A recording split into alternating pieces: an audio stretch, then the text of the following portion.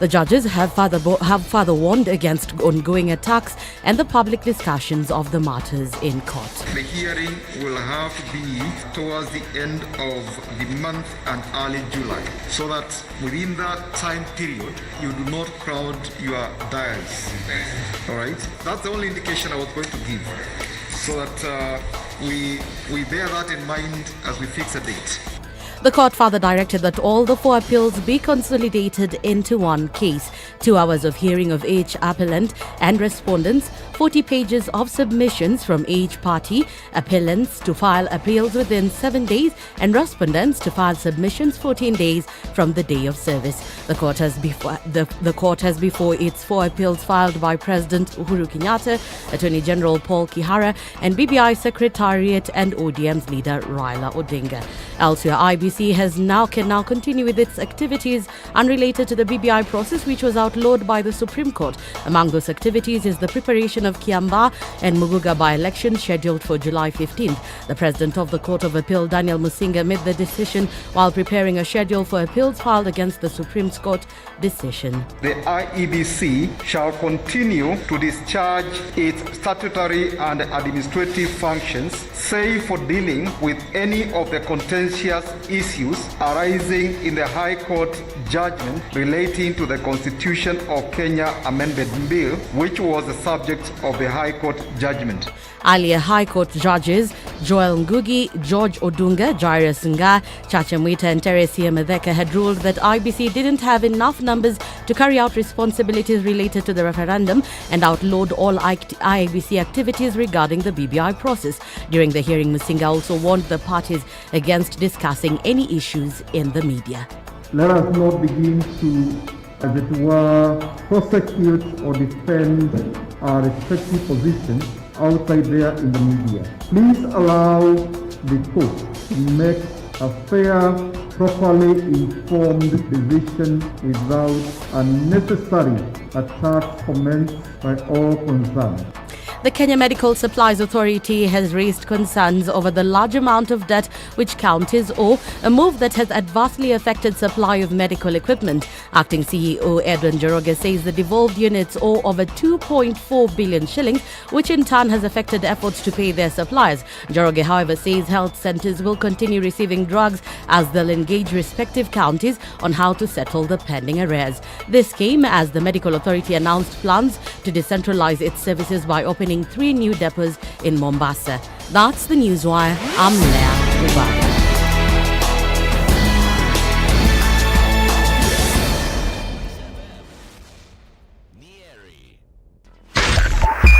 SpiceFM Nyeri. Good morning. What are we looking at today? A lot of traffic on Mombasa Road has already started to build up, and it's getting towards all the way through to the Nyayo Stadium roundabout. It looks like it's going to take some time to get out of this one specifically. All right, to the bypass of the getting towards Langata Road. It's also moving slowly today. The exit of Mombasa Road, and then out towards the bypass, and then going towards Langata Road is where we do have a little bit of a hold up, but not too crazy just yet. Round about 6 o'clock, we expect it to pick up as the morning opens up. Taj Mall, Outer Ring, and then North Airport Road already looks like traffic today. We see it building up also on the other side of things on Thika Road, the superhighway, coming from Kiambu Road and then out towards Muthaiga Square, towards the Pangani underpass, further out towards Ngara. The Globe Cinema overpass has already started to build up this morning. It looks like it's going to be that Thursday, guys. Let's keep a look at what it will look like and open up to later on in the morning. SpiceFM KE, that's how you want to get in touch with us on Twitter, and text on 40127.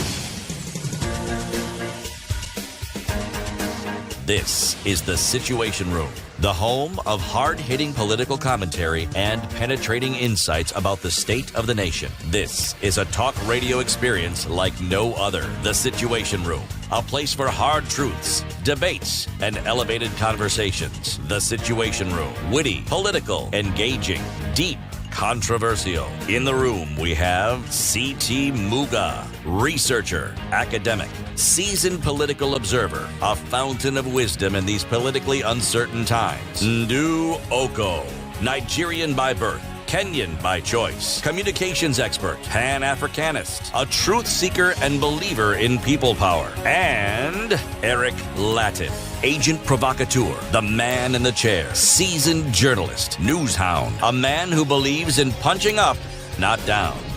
This is the Situation Room, the only way to start your day. Indeed, it is the only way to start your day. Good morning and happy Thursday. How are you doing? Thank you for joining us this morning. The sun is not out, but it will be shortly, I'm sure. I now understand when Eric says the second Thursday of the week. It is the second Thursday of the week, and karibuni sana. Second Thursday of the week. What's special about it? It just Nothing seems like really. the week had 9 days. Even when there's a public holiday, you feel like you're starting all over It's again, or maybe Thursday? especially. Yeah, it's Thursday again. Was it not just Thursday? Was it not just Thursday yesterday? Here we are. Still yet another day in this week. Yes. All right. Seems like a long one. Right. But very happy that the court has said no more discussions about our case. Yeah. You know, we've wasted enough time on this project. Yeah. So let's leave it to the courts to deliberate. We wish them wisdom and may they make the right decision. Exactly. Good morning, Wanjiro. How are you? I am good. I'm good. Karibu sana. Asante.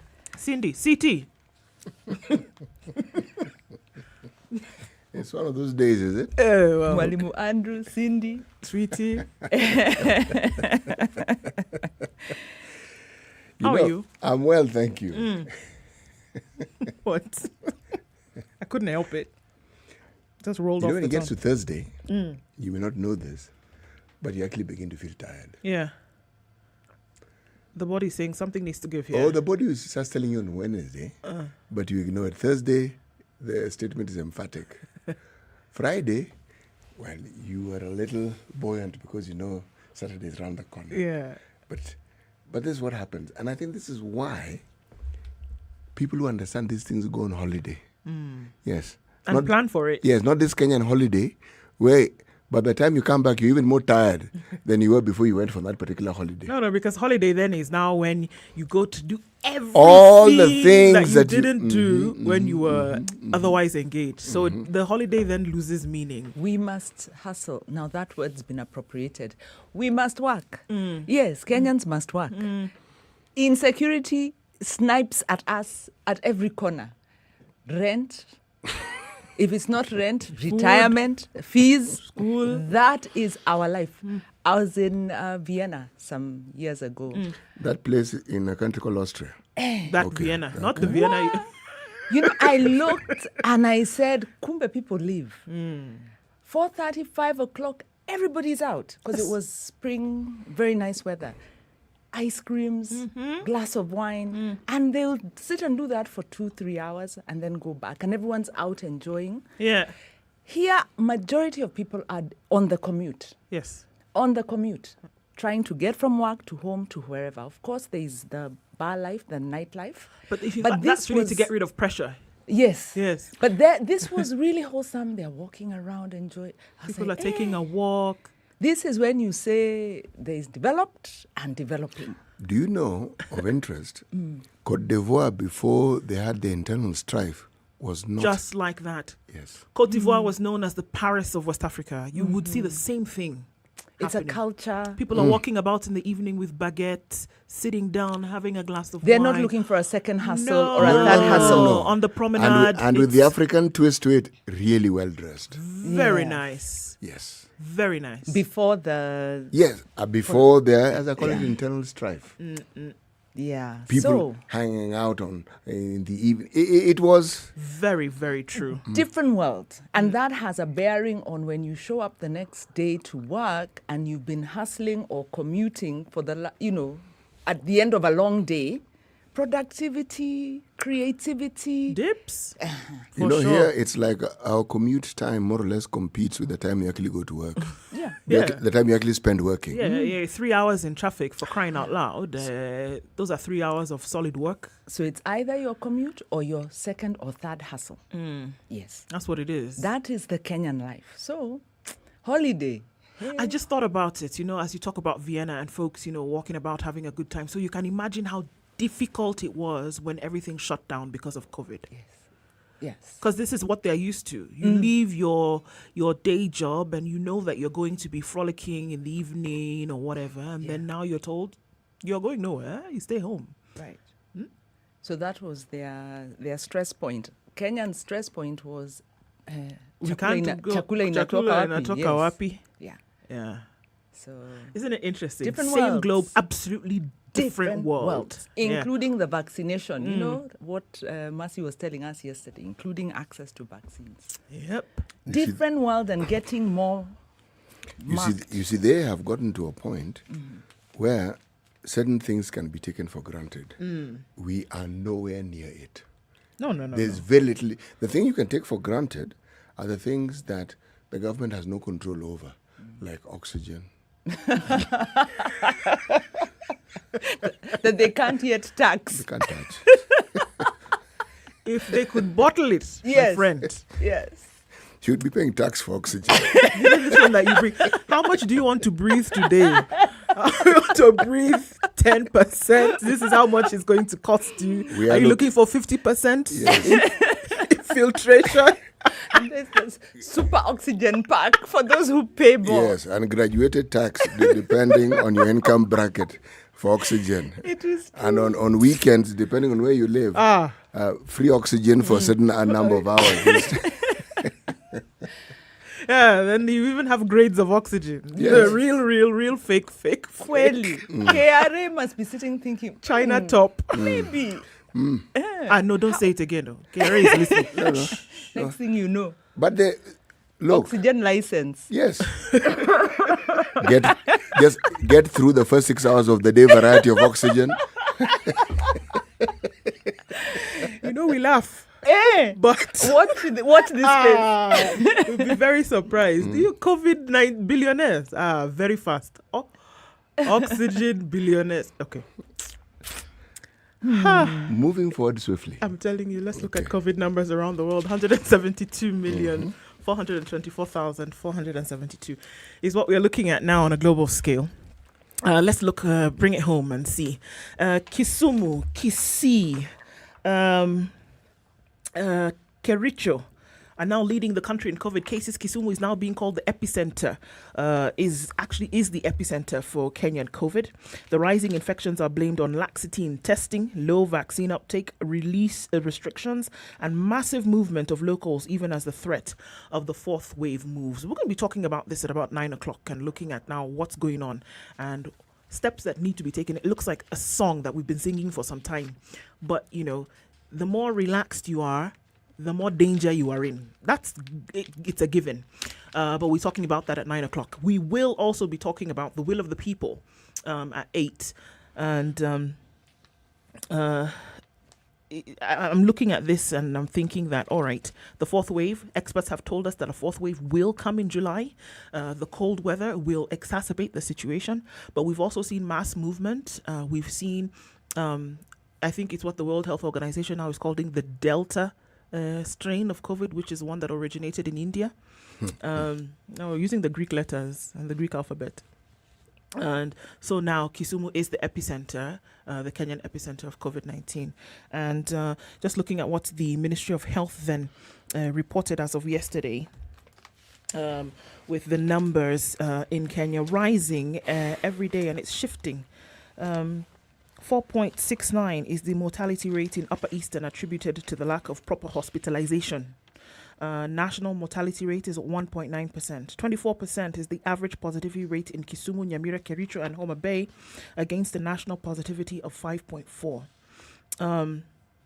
The concentration of cases in these regions is attributed to laxity in testing, low uptake of vaccines, and movement of locals. Health Director General, who now we saw yesterday has acting health director, who we now saw has been given a position on the World Health Organization. And the question we ask ourselves again, why is he still acting?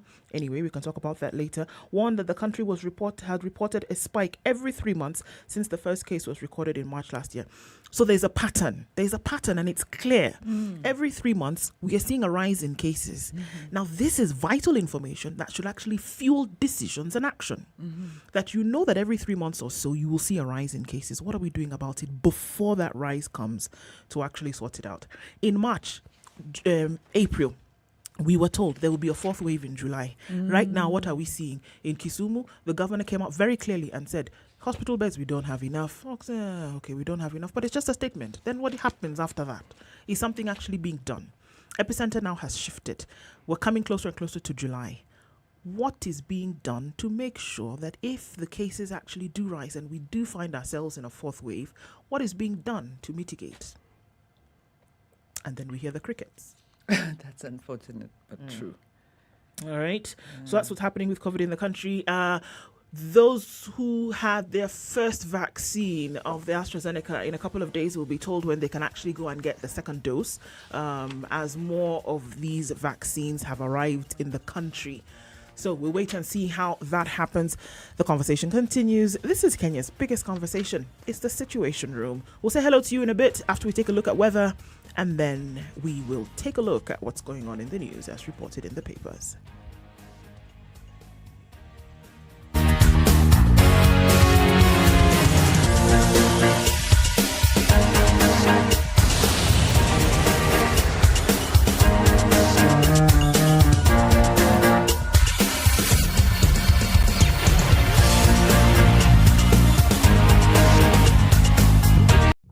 You know, when you see someone being jailed, a governor or two or someone who stole, then people will fear. Because our problem is not the borrowing, it's the stealing. We've become actually a nation of thieves. The only thing we lack is an opportunity to steal. The guys who quote the Bible and say I'm a Christian and all that, and you know they're thieves. Return what you have stolen 4 times. If you know that you have property or anything that you have stolen, just return and say, my God does not allow me to hold stolen things. We are also a reflection of you, because you elect us. You know, we don't get into our office by ourselves. We are a reflection of the people who elect us. We don't want to go to the streets. We have a constitution that enables us to assert our will.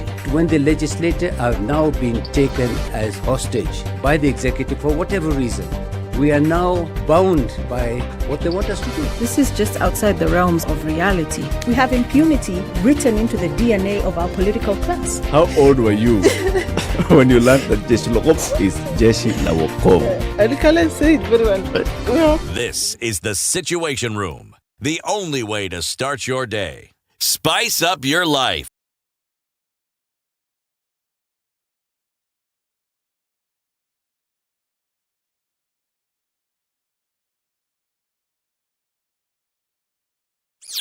What is the best gift to celebrate a birthday? Cash, of course. What if I told you that you can get cold, hard cash for celebrating a birthday? This June, I, Olivia Otieno, is giving 10,000 shillings to 41 lucky SpiceFM listeners to celebrate my 41st birthday. That's right, this June, 41 lucky SpiceFM listeners will get 10,000 shillings cash. All you need to do is SMS the word cash to 29599. That's cash to 29599. And if your SMS is number 41 or number 1041 every Monday to Friday, you walk away with 10,000 shillings cash. Each SMS costs 10 shillings. Terms and conditions apply. Go to spicefm.co.ke for more details.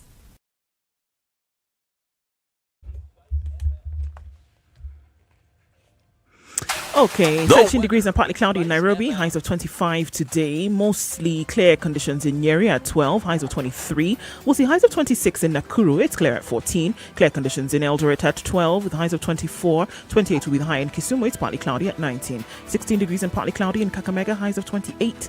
We'll see highs of 31 in Mombasa, where it's 23 and light rain this morning. It's also raining in some parts of Malindi at 26, highs of 30. Highs of 27 and mostly clear conditions in Kampala at 20. Out into Dar es Salaam, it's mostly clear at 22. We'll see highs of 30 and lows of 22. 13 will be the high in Johannesburg. It's clear at 4. Mostly clear conditions in Lagos at 26. Highs of 33. Highs of 32 with clear conditions in Kinshasa for now. It's 24 degrees and sunny in Beijing. Highs of 28 and lows of 16. 27 will be the high recorded in Paris today. Coming straight into the summer months, 19 degrees and clear this morning. It's 19 and cloudy in London, highs of 26 and lows of 15. And in New York on Wednesday night, clear conditions at 17, highs of 22 and lows of 15.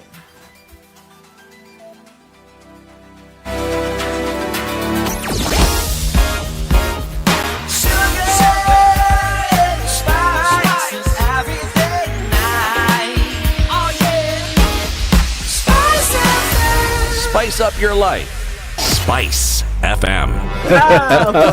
It's getting hot in here. Oh, everybody steals. It's better a thief who brings something small back.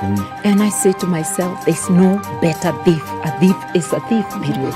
All those bribes, how much they're getting per year, how much inconvenience they're causing, as much as you call it a small case, it's worth it to be convicted.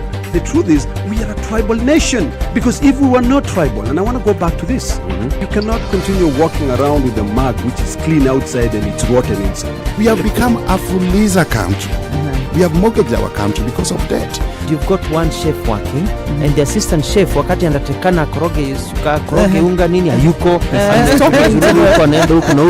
This is the Situation Room, the only way to start your day. Mature, intelligent talk every morning. Spice up yourself.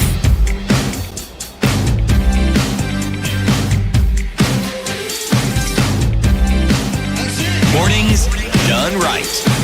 94.4 Spice FM. It's 22 minutes after 6 o'clock on this glorious Thursday morning where you're not yet being taxed for oxygen. In the Situation Room this morning, Siti Muga Ndroko and Wanjiro Gikonyo, and live streams are up. SpiceFM KE on Twitter and YouTube. That Facebook story will be back as soon as we can. So as we kick things off, CT, today's proverb.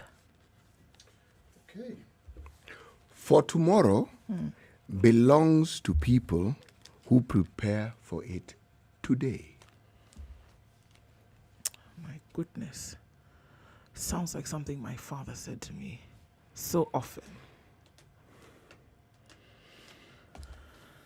Lessons. Yes? I was listening to a podcast by Wandi and Joya yesterday, and she talked about the difficulty Kenyans have in planning because we live in an environment that's so uncertain in so many ways. And the theme was insecurity. And they were talking about the role of the West in terms of, in fact, they were looking at the issue of debt, for instance, and the conditions placed and putting teachers, doctors on contracts that are renewed annually as creating insecurity and saying that because Kenyans are insecure, they spend a lot of time preoccupied with the insecurity because the pension fund doesn't work, because, inability to build up savings. And they said that this makes people unable to make decisions in the long term. And they were saying this is part of what explains our political culture, which is very immediate gratification.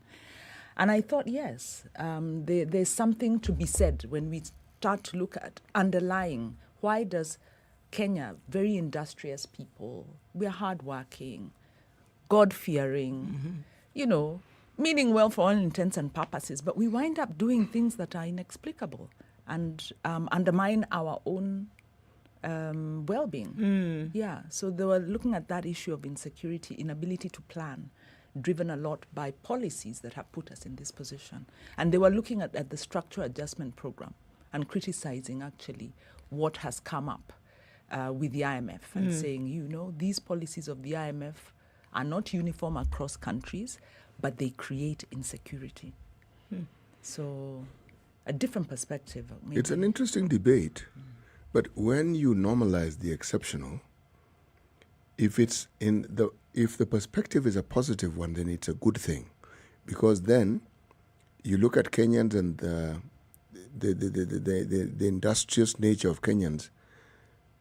It goes beyond normal; it's exceptional.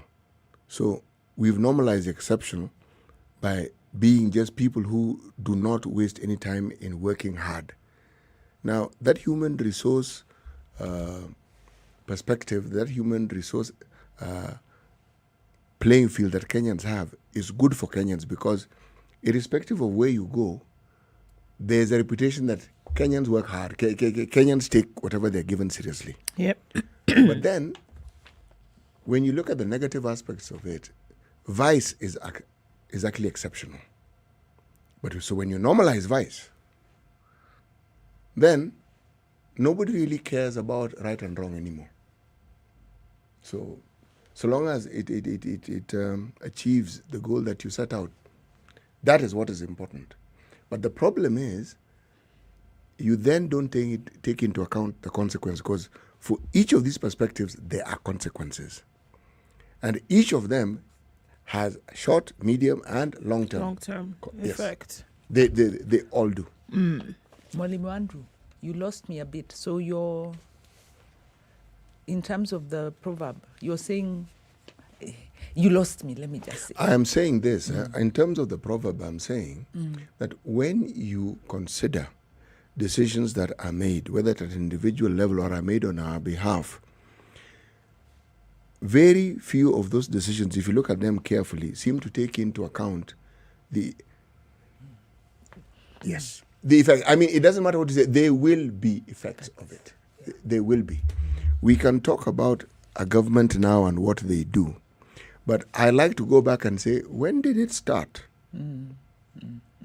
When did we start normalizing corruption? Because it didn't start with these fellows. These fellows just decided to take it To the next level. No, to the level we didn't even know existed. Extraterrestrial, it would seem. Yeah, because this one, who would have thought that the things we're seeing could be seen? You thought there'll be some limit somewhere.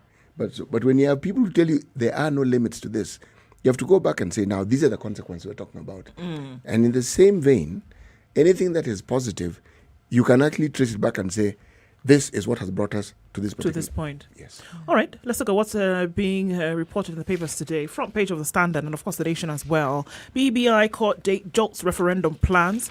We've heard from the courts that a 4-day session will take place from the 29th of June until the 2nd of July. And it will hear the appeal that has been brought before its chambers. And the Standard is calling it the Battle Royale starts. Donning elegant black black gowns and white bibs, reputable legal minds appeared before the president of the appeal court at a sitting heralding 4 days of high-stakes legal suit and political duel, only comparable in magnitude to that which annulled Kenyatta's declared victory in 2017. So it would appear that with the legal theatrics and everything that happened yesterday, we have a date now, and between the 29th of June and the 2nd of July, this will be debated and the ruling will be given thereafter in terms of what the appeal means. So, President Uhuru Kenyatta, the BBI Initiative Committee Task Force, Opposition Leader Raila Odinga have a battery of lawyers, as does the other side when it comes to this appeal. The Independent Electoral and Boundaries Commission got a reprieve after the appellate court suspended the High Court orders so as to give the poll agency leeway to plan for elections. There's a by-election, a couple by-elections that are coming up, so they needed to get that out of the way. The court prohibited IEBC, however, from conducting a referendum, so it looks like that initial July suggestion of a referendum looks extremely doubtful. You never say never until the fat lady sings, as it were. But in this case, it doesn't look like a referendum will take place, at least not in July. Appellate judges Daniel Musinga, Rosalind Nambuye, and Hannah Okwengu declined an invitation by one of the parties to censure President Kenyatta over his remarks during Madaraka Day celebrations on Tuesday, castigating the judiciary. They stayed far away from this one, and Justice Musinga said, "We don't want to say much on the issue, but let us be civil, respect one another, and realize that we have a judicial duty that must be handled in a sober manner. Let us allow the court to make a proper decision without unnecessary attacks and comments by the parties concerned." All right, so we also had a lot of tongue wagging yesterday by the legal fraternity and others about the statements that the president made the previous day. There are quite a lot of people who are not happy with this. But okay, so now there's a date, and those 4 days then will lend a voice as per what is going to happen around the whole BBI process. High stakes in BBI appeal as parties assemble top lawyers. Top lawyers. Who's paying for those lawyers? Kenyans. Our bill continues to rise. Well, happily pay for the lawyers and stop asking many questions. We've been paying debts which we don't even know how they were incurred on our behalf. Surely, a paltry sum just being paid to these lawyers. Can it beat what we're already paying? Paltry. Actually, Parliament has queried. Which Parliament? Our Parliament. Okay. By the way, our Parliament has very good. On paper, our parliament looks quite good. It's just in practice because they don't enforce. It's all going through the motions, my dear. Yeah. Yeah. So that's that. 1.3 trillion is the figure owed by Kenya in terms of legal costs, legal settlements. Right? Because the AG's office has a very poor track record in winning cases. So whether it's against international contractors, whether it's in terms of legal fees, some of it for, dubious whatever, we have a lot of mismanagement. And in fact, Parliament now was saying, we can't keep doing this, and it's not the first time. But that figure is 1.3 trillion. And this is about bad advice. And what they said is, you need proper lawyers, you need proper rates. Some of this is probably cases that are trumped up or lawyers, favors that are done. One dear enjoyer yesterday in that podcast also talked about professional dishonesty, that professionals don't give sound advice to their principals, in this case, the president or these agencies. And so lawyers will take cases that are unwinnable. Instead of giving good advice, they to get paid. Just to get paid. It's 28 minutes to 7 o'clock. We continue taking a look at what's going on in the news as reported in the papers. It's Kenya's biggest conversation, the Situation Room.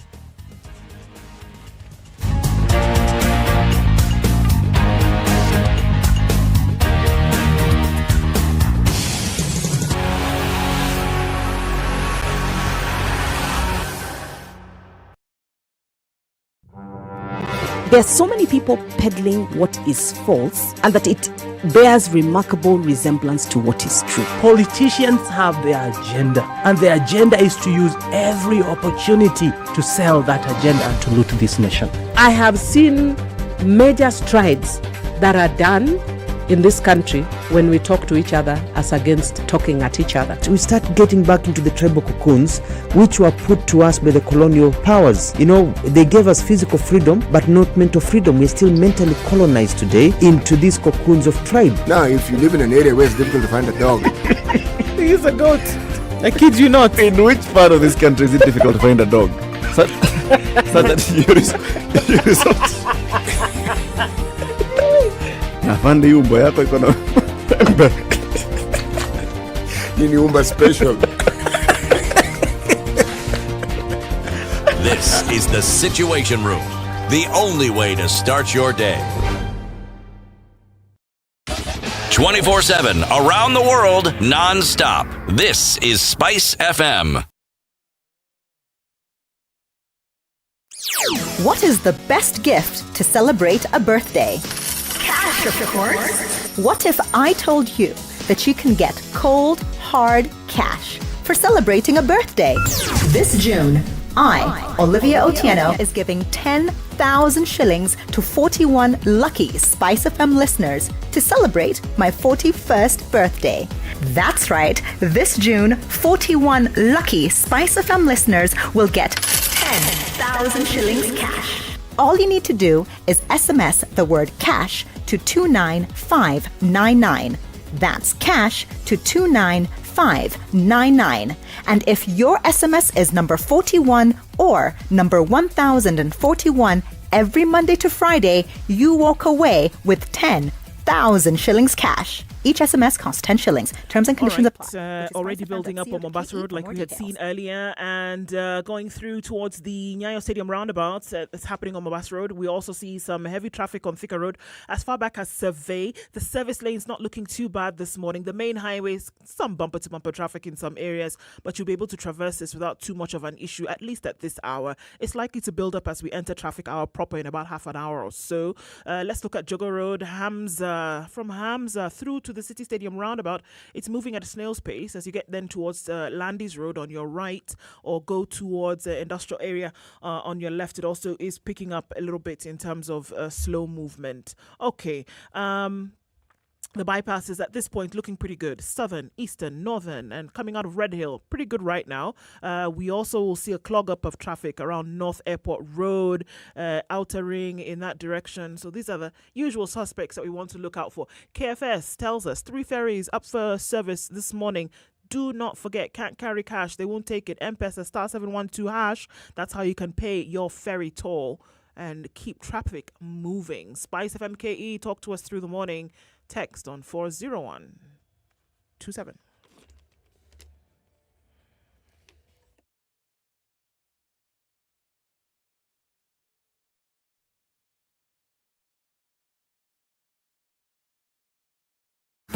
Miaka 20 safari ilianza ya kutuunganisha kama Wakenya. Twende tukiuke, let's go beyond, let's go beyond, let's go beyond. Mimi na wewe tukikundi, kazi nzuri ya kujivunia. Let's go beyond, let's go beyond. Kwa juhudi na tumaini, twaelekea kesho pamoja. Twende tukiuke,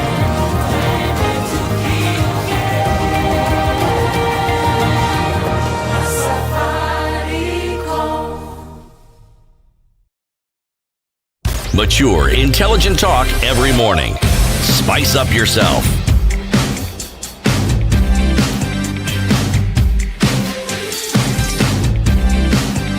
Mornings done right. 94.4 Spice FM. Eldoret, Kisumu, around the country, karibuni sana. Welcome to the Situation Room. We continue this morning looking at what's making the news around the country and indeed around the world. Siti, what do you have?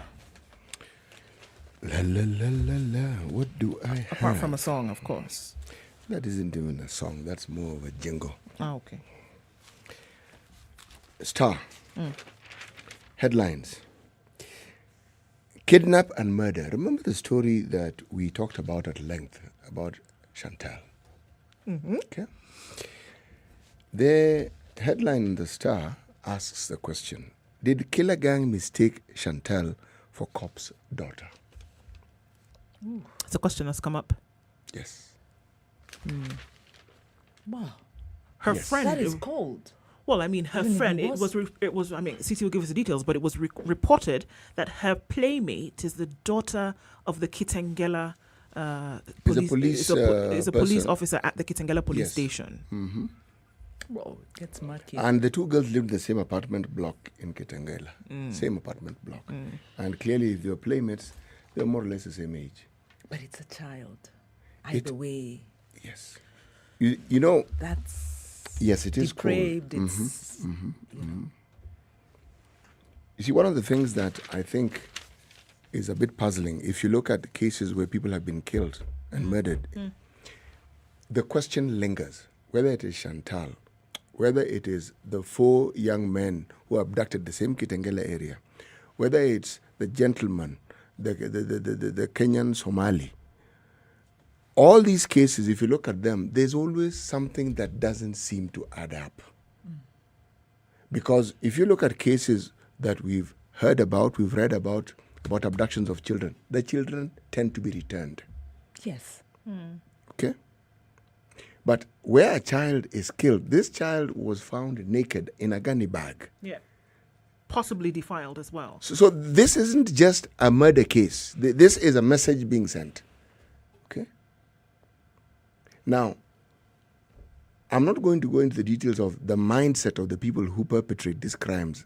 It is why it is a series of events ends up in this. What is it that happens and what is it that gets people to feel that the only way that they can find a solution to their problem is to take a life? That is what concerns me. And it concerns me because it's growing.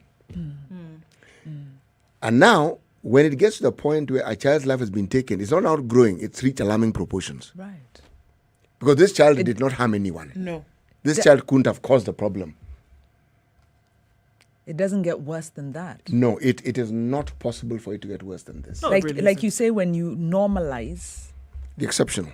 the exceptional. We are normalizing it. And I am saying, and I'm going to repeat this throughout the show, it isn't I'm not looking at an isolated incident. No. I'm looking at this web. I'm looking at the connectivity of all these things. You take a certain position, you set in motion something else, and the consequences are diversified. You may not think so, but they're diversified. Money that should have gone towards building things within the economy, whether it's at the county level or national government level, when it is pilfered, it means the people who should have benefited don't. And if they don't, what you have guaranteed is poverty for them, desperation for them. Now, you tell me how widespread you think this desperation will be. Right. And then there's a reward system where social status is not linked to how you made your wealth. Oh, no. Nobody... so the plunderers are living large. And setting the stage for normalizing something that was exceptionally bad, as in, okay, you seem to have money. Where did you get it from? How did you acquire it? That question went out of the window a long time ago. The key thing is you have it. I live in a part of the town which also is becoming notorious for people being killed. Every other day, and it's usually a young person. Somebody was murdered and there's some story behind it. Somebody was killed and there's some story behind it. And you're thinking, goodness gracious me, what on earth is happening? And then if this girl was linked to the police, it's back to the issue we were, it was linked to the fact that her father may have been a police officer. Mother. Then it goes back to the issue we're talking about. Then the agencies that are supposed to be securing us themselves are riddled. I mean, who would be targeting a police officer's child? What is that? They wouldn't be targeting her child. Yes. They would be targeting her. Through the child. Exactly. I mean, what is that? Where are you? Exactly. By the time it gets to that, it's either, find a way to get... another level. And that's the police. Fear has been... There's no fear. There's no second thought being given to... I don't even... Oh my decency seems to be too simple of a word to even use. There is no regard for it at all whatsoever. It's an 8-year-old child, but everything you know where it is going to hurt. And so everything use that you previously thought of as a virtue has become a swear word now. Because if you're in a position of some authority and you don't seem to take undue advantage of it, the question is asked, what is wrong with you? Meaning, in every sphere of our lives, instead of people, including the field that we're in, the media, journalism, instead of doing what you're supposed to do, you become an entrepreneur. You're a business person. So this is just a platform from which you conduct your business. And so every service, whether it is in the media, whether it is the police service, whether it is in government service, whether it is politicians, whether it is the judiciary, whether it's the executive, there is a going price for services provided. Instead of service just being provided because it's already paid for. Because it's your duty. Yes, it's paid for. You're supposed to just conduct it. No, you must look for an angle where you can benefit directly. And to be fair, that's a Kenyan problem. It's also a global problem because the neoliberal model is that, labor is a factor of production. You dehumanize people so that your worth is not in the contribution you make to society, it's how much money do you make. Yeah, exactly. And then, you dehumanize people and then you have an element of control over them. Finish. That is it. Then we keep saying that, there'll be a revolution. In Kenya, there might not be a revolution. We might just see increased criminality. There might be an implosion. And an implosion is this, when systems break down, especially the social system. So people might not rise up because maybe we've been curtailed so much and lost confidence in we are not able to organize. But the implosion, which is worse, you'd rather have a revolution that you can see and deal with than have an implosion that like this, when the police are killing each other and... It's a mess. It's an absolute mess. And it is scary. Okay, quick break. Let's take a break and come back. And then we want to look at, as another story I have for you, fake papers. Civil servants face the axe. This one you want to hear. Of course.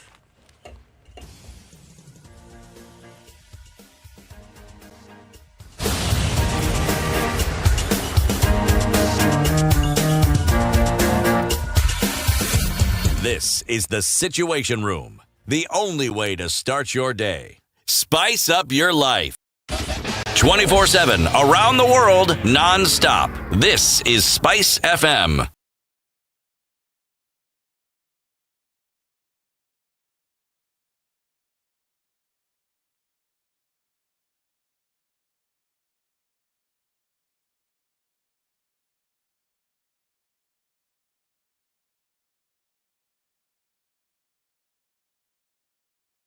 We've been all through it, you know. We go to school, study hard, get the much deserved grades, and celebrate our graduation. Then reality hits us. We get to the job market and we simply don't know where to start off. Thankfully, by visiting jobs.standardmedia.co.ke, your next career breakthrough could be a click away. Get the best in career advice, employment opportunities, internships, part-time jobs, CV writing, and interview coaching. Give your career the much needed lift on jobs.standardmedia.co.ke. Spice FM. It's getting hot in here. Oh, everybody steals. It's better a thief who brings something small back. And I say to myself, there's no better thief. A thief is a thief, period. All those bribes, how much they are getting per year, how much inconvenience they are causing, as much as you call it a small case, it's worth it to be convicted. The truth is, we are a tribal nation. Because if we were not tribal, and I want to go back to this. 102.5 Spice FM. Kisumu. Mature, intelligent talk every morning. Spice up yourself.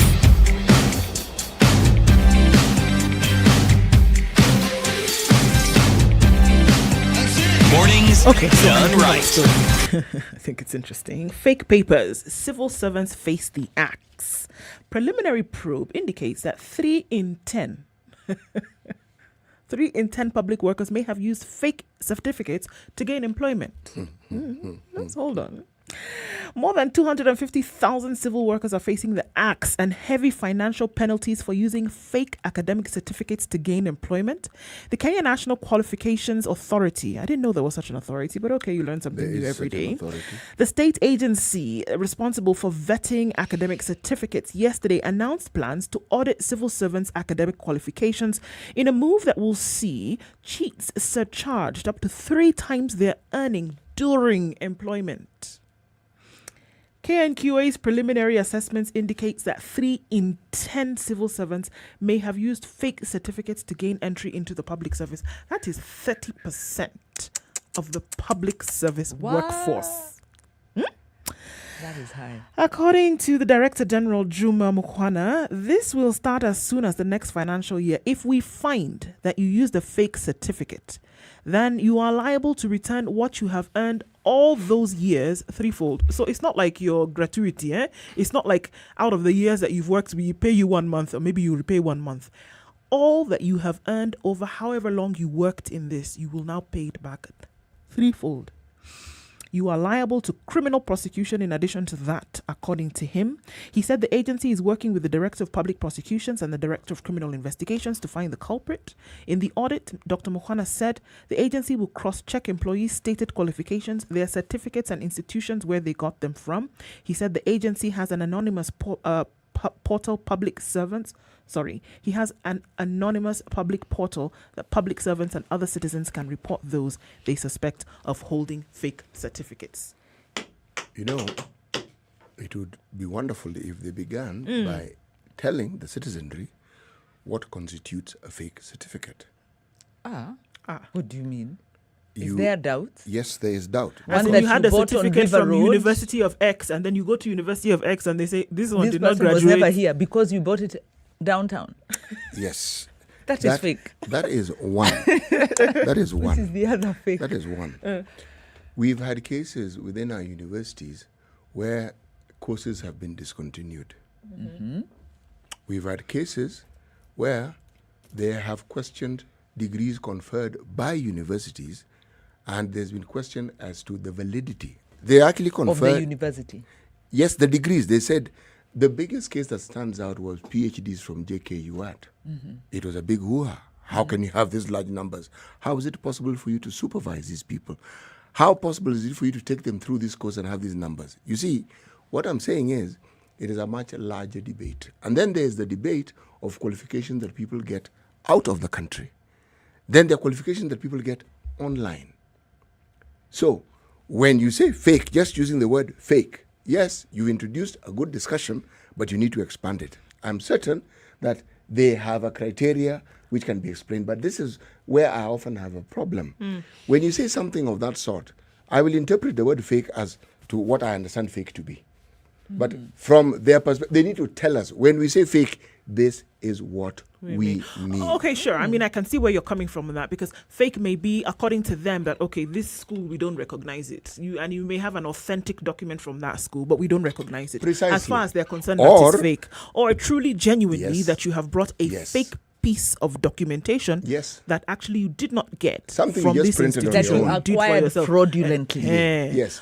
Because if you actually did complete a course, you will have the certification from said university. If you made one on your tinker computer printer in your home with a suspectful looking logo, If you know how then to they use a will computer know. well, you can produce a beautiful one. But the school would then be able to, and I think that's why they're going through this entire process. The institution would then be able to verify whether they are the ones then who awarded this certificate or not. But I understand that the fake has many different, because like if you went to a certain school, any other school is fake. And also, Even even if definitions are important. Yes, even if the school is genuine, are they certified to offer those courses at that level? Are they up to date with their registration requirements from the government? I mean, I'm simply saying this because this may be an institution that is certified to offer diplomas. And then they're offering degrees. And then you have, Having said that, what you bring up is totally valid. You want the definition. You also want the protection of those people who, in good conscience, enrolled for a course, did the work, were awarded a degree. If the institution was not certified to give that award, on whom does the responsibility fall? It falls on the institution. You know, we've had this debate with the Kenya School of Law, okay? And then the legal counsel. There's been a tussle. Who determines who becomes an advocate of the High Court and what have you? These are real debates that are taking place, and some of them can only be resolved by the law, But individuals shouldn't get caught up in the regulatory. Unfortunately, they do. This gaps. is the point I'm trying to make. Unfortunately, they do. Because the validity of any certification that you have has to do with the validity of the institution, all the things that I'm saying. It has to. Because if the institution doesn't have a legal standing in terms of what they seem to have given you, then what they have given you, even if you've gone through the courses, do not. I totally agree with you. There's the issue of fakeness. I'm looking for the positive word. And there's a question of validity, which are two different issues. And the due diligence process of government should assess validity. It should actually assess fakeness as well. It should actually verify assess authenticity by the time somebody is coming and presenting their documentation to you that they are looking for a job. Brings another question. How do you get into government with fake papers? How is that even possible? It's not as difficult as you think. Because So if you're going to surcharge the officers who've been who were recruited using fake papers, what about those who recruited them? All right, let's start with the fake papers. You see, we're talking about qualifications that are post-secondary school. Yes. What about primary school certification? What about secondary school certification? If you have a genuine degree, but then you have dodgy papers. Actually, you've understood what I'm saying. I'm saying it's a minefield, and you really need to give us a structure that you are using to look at this matter. Mwalimu Andrew, they need to give you a consultancy to just help them untangle this. And isn't that what I'm doing here? They better be listening so that they are talking about define the parameters clearly. Yes. We had the Moi University in Eldoret. There was a time the university discontinued the law degrees. People had been studying. There were issues about it. All I'm saying is these aren't new things. And you know what? Yes. We're going to talk about this later on, looking at this, because there are so many layers to this thing, but it is a serious, think about it, guys. It is a serious matter. 30% of the public workforce could actually have gotten their jobs on fake or non-authentic certification. But there's also another story that's not being told, Will you which tell us is that story later, the Wanju? recruitment process. Yes, and I think that, so there are two sides to it. Now you There's see. two sides. Now you There's see. two sides. Now There's you the see you've environment that allows this to thrive. Now you've gotten to the heart of the matter. Let's look at a few other stories, but this one it's quite the one to look at, and we'll look at that later on in the show today, and just finding out exactly what happens when these recruitments are going on. Is it an accepted way that you know you're going to get this job if you have a fake, even if you don't have qualifications, but we know that the qualifications necessary? I know a guy. I have a degree guy. I have a cab guy. I know somebody who knows somebody. I have a cab guy. I have a degree guy. I have a certificate guy. Don't worry. These ones will sort it out. Okay. I want to look at a story about fish really quickly. Something fishy, and it's asking or looking at the counties now. Why fish is more expensive in Kisumu? And the water hyacinth story comes out yet again. Water hyacinth in the lake has made fishing a nightmare. And the fact that traders target bigger markets in Nairobi has pushed the delicacy beyond the reach of locals. So you would think that, here we are right at the source in Kisumu for fish, but it's actually more expensive in Kisumu than it is in other parts of the country. So there's a high demand, and prices in urban areas make fish costly for locals, right? 10 years ago, I would spend 500 shillings on fish to feed my family, but nowadays I need up to 1,500 shillings to do so. And this is according to Dorothy Okinyi, who spoke in the story. She said, traders don't want to sell fish to locals as they focus on bigger markets in Nairobi. And the water hyacinth that has taken up quite a part of the lake then prohibits the fishing as it were before, and they're not able to reach catches the way in which they would previously. So the focus also on bigger markets is one of the reasons why fish is expensive in Kisumu and generally in Nyanza. And so they're looking at the cost of cooking to then middlemen have also come into all of this. The Deputy Director of the Freshwater Systems at the Kenya Marine and Fisheries Research Institute, Christopher Ora, said things like omena had become expensive because it is a raw material in the manufacture of animal feeds. And so there are a lot of people who are scrambling for it now. And so people who would normally depend on it for a day's meal can't anymore because it's more expensive. Middlemen have not made things easier. They buy fish from the fishermen and sell it at very high costs. The water hyacinth in the lake has made fishing a nightmare, thereby reducing the amount of fish caught. Also, fisherfolk have to work extra hard to make a catch. That story is incomplete.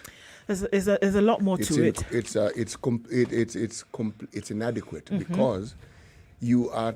How do you tell such a story without talking about the increased demand for fish because of population? How do you talk about a resource that you found there and the absence of a process that ensures that this resource grows and it's nurtured properly? Because that story seems to blame everything on hyacinth, and yet...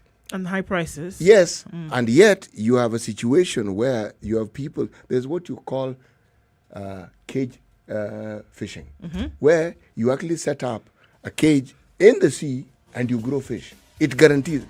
Why don't we hear of counties that neighbor the lake and the processes that these counties have begun to ensure that this natural resource is actually enhanced? Yes. There are many conversations to be had about development. It's not the That's a good massive one. infrastructure that we look at. And I think this is one that we definitely need to look at in the coming days, even as tomorrow. Coming around to 7 o'clock, it's Kenya's biggest conversation. It's a Situation Room, and the conversations begin in a short while. The live streams are up, lines are open, and we'll continue this conversation. It's 7 o'clock.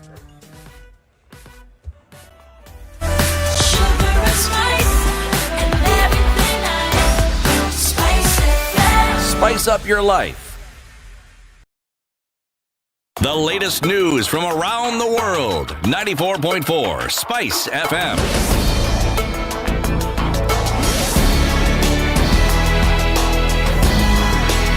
Good morning. This is the Newswire. I'm Leah Ubaga. A 7-judge bench will hear all the appeals challenging the High Court's decision on the BBI bill. President of the Court of Appeal, Daniel Musinga, says the cases will be heard between the 29th of June and the 2nd of July. The judges have further warned against the ongoing attacks on the judiciary and public discussions of the matters in court. The hearing will have to be towards the end of the month and early July, so that within that time period, you do not crowd your diaries. All right? That's the only indication I was going to give, so that we bear that in mind as we fix a date. Purpose of making this disclosure is to notify you and all the parties accordingly, so that if any party is uncomfortable with the participation of the two judges in these proceedings for their aforesaid reason, may so indicate at this early stage. The court further directed that all the 4 appeals be consolidated into one case. Each appellant and respondent defend his case for 2 hours. Each party provides 40 pages of submissions. Appellants to file appeals within 7 days and respondents to file submissions 14 days from the day of service. The court has before it 4 appeals filed by President Uhuru Kenyatta, Attorney General Paul Kihara, and the BBI Secretariat and the ODM's leader Raila Odinga.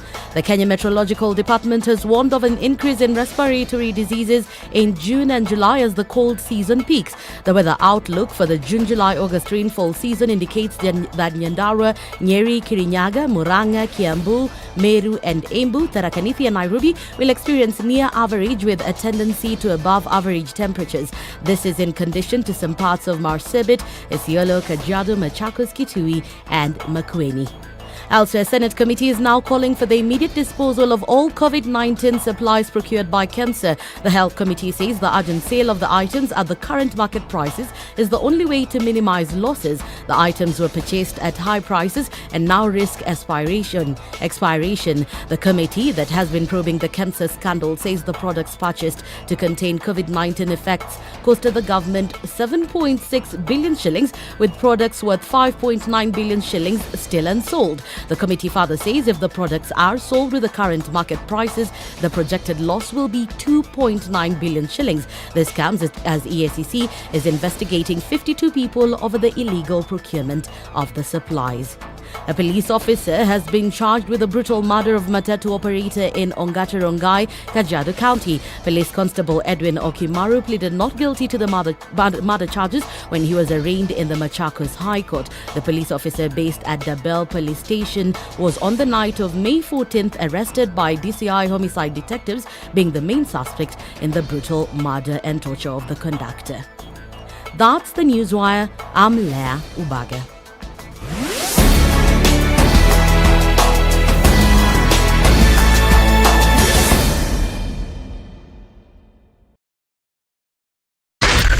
SpiceFM, Nakuru. Okay, is it building up on Mombasa Road? It absolutely is. It's looking a little bit crazy right after 7 o'clock from the SGR through to Cabanas out towards General Motors. We will see heavy traffic this morning. It is Thursday going into Friday, but even before you get there, let's look across at Thika Road as you're trying to get to the Pangani underpass. So everybody meets there, coming from Kiambu Road, Muthaiga Square, coming from the direction of Survey through the Pangani underpass out towards Ngara. But then you can use Wangari Maathai Road the long way into the city if that's the direction that you're heading in. It's going to help, that's for sure. The bypasses will also help you this morning. Southern is looking pretty good as you exit Mombasa Road, heading out towards Langata Road or further on towards Kikuyu. You should be all right using that and then connecting with Ngong Road. Ngong Road out into the city through towards the City Mortuary roundabout doesn't look too bad right now. North Airport Road, outer ring, going in the direction of the Feather Interchange. It's already starting to build up, guys, so let's watch out for this one. If you've already left, you should be in good stead. If you haven't, you might want to rethink your route. Okay, the Eastern Bypass is looking pretty good as well. Jogger Road is piling up all the way from Hamza this morning. So let's look at what it looks like in a short while. SpiceFMKE on Twitter. Text on 40127. It's Thursday. What do we want to do? We want to keep it moving.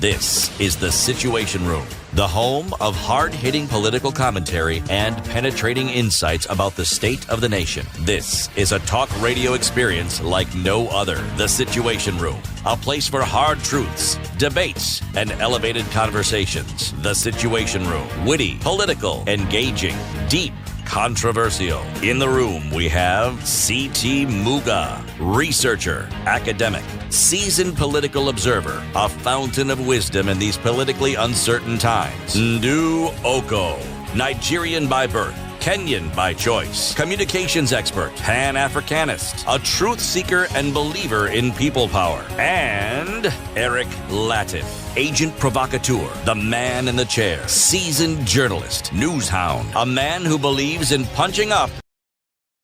It is the only way to start your day. Tuning in from across the country in Nairobi, wherever you're tuned in from, 94.4, Mombasa 87.9, and we are on 96.0 in Nakuru, 96.7 in Eldoret, 90.9 in Nyeri, 102.5 in Kisumu, 97.7 in Malindi. Our live streams are up on SpiceFM KE on Twitter and YouTube, and soon to be back on Facebook.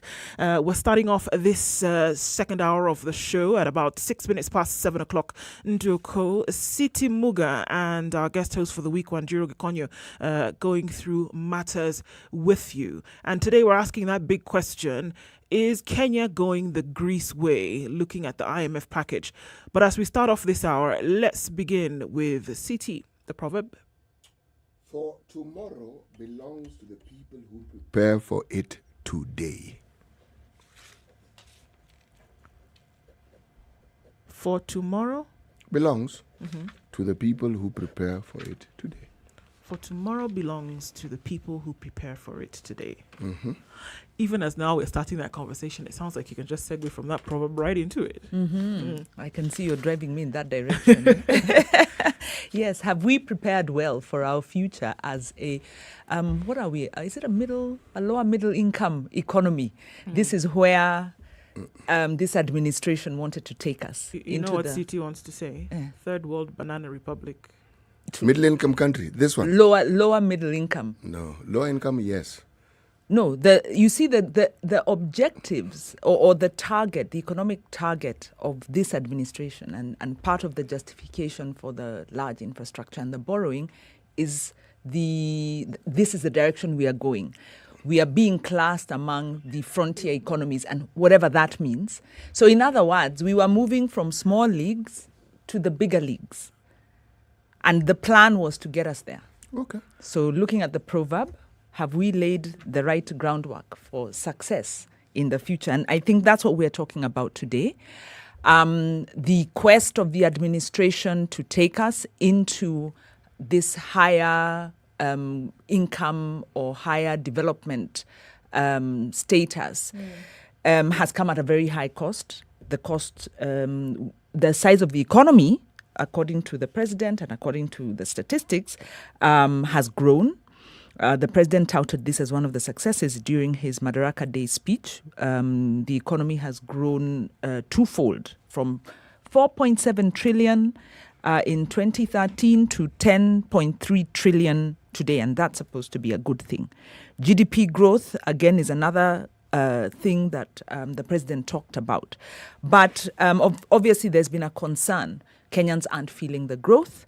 And then with the IMF coming into the picture, the real fear that this heralds the beginning of a very difficult period. Could we be going the Greece way? So today we'd like to understand what exactly happened in Greece. Is the IMF going to take us the Greece way? What are the things we need to do to get out of the debt crisis? And really just understand the role of monetary policy in the resolution of debt. All right, and to help us understand that a little bit more and to just go into the details of it, we're speaking this morning with Dr. Stephen Githai Jaramba, who is a Kenyatta University lecturer, public policy and macroeconomic specialist as well. Good morning, Dr. Jaramba. How are you doing? Very well. How are you? I'm well. Karibu Sana, thank you for joining us in the Situation Room this morning. C.T. Muga here with you, and Ndu Oko as well, myself, and of course Wanjiro Gikonyo, having this conversation. And even as we get right into it, the question is Kenya going the Greece way? Perhaps we need to understand a little bit more what exactly happened in Greece, and are we seeing steps in that direction here as well? Yes. Thank you for the question. I hope I'm audible from your head. Yes, you're audible, sir. Yeah. Okay. Fine. We're looking at the situation when it comes to Greece and probably how Kenya is compared to that. Greece, in terms of the economic situation currently, and I don't know how should I. I'm hearing myself from your side. We can hear you, and you're fine so far. There's a lot of echo on my side. There's an echo on your side.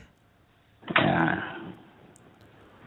But my point is that the Greece actually had some fundamental issues, even before the intervention by the IMF.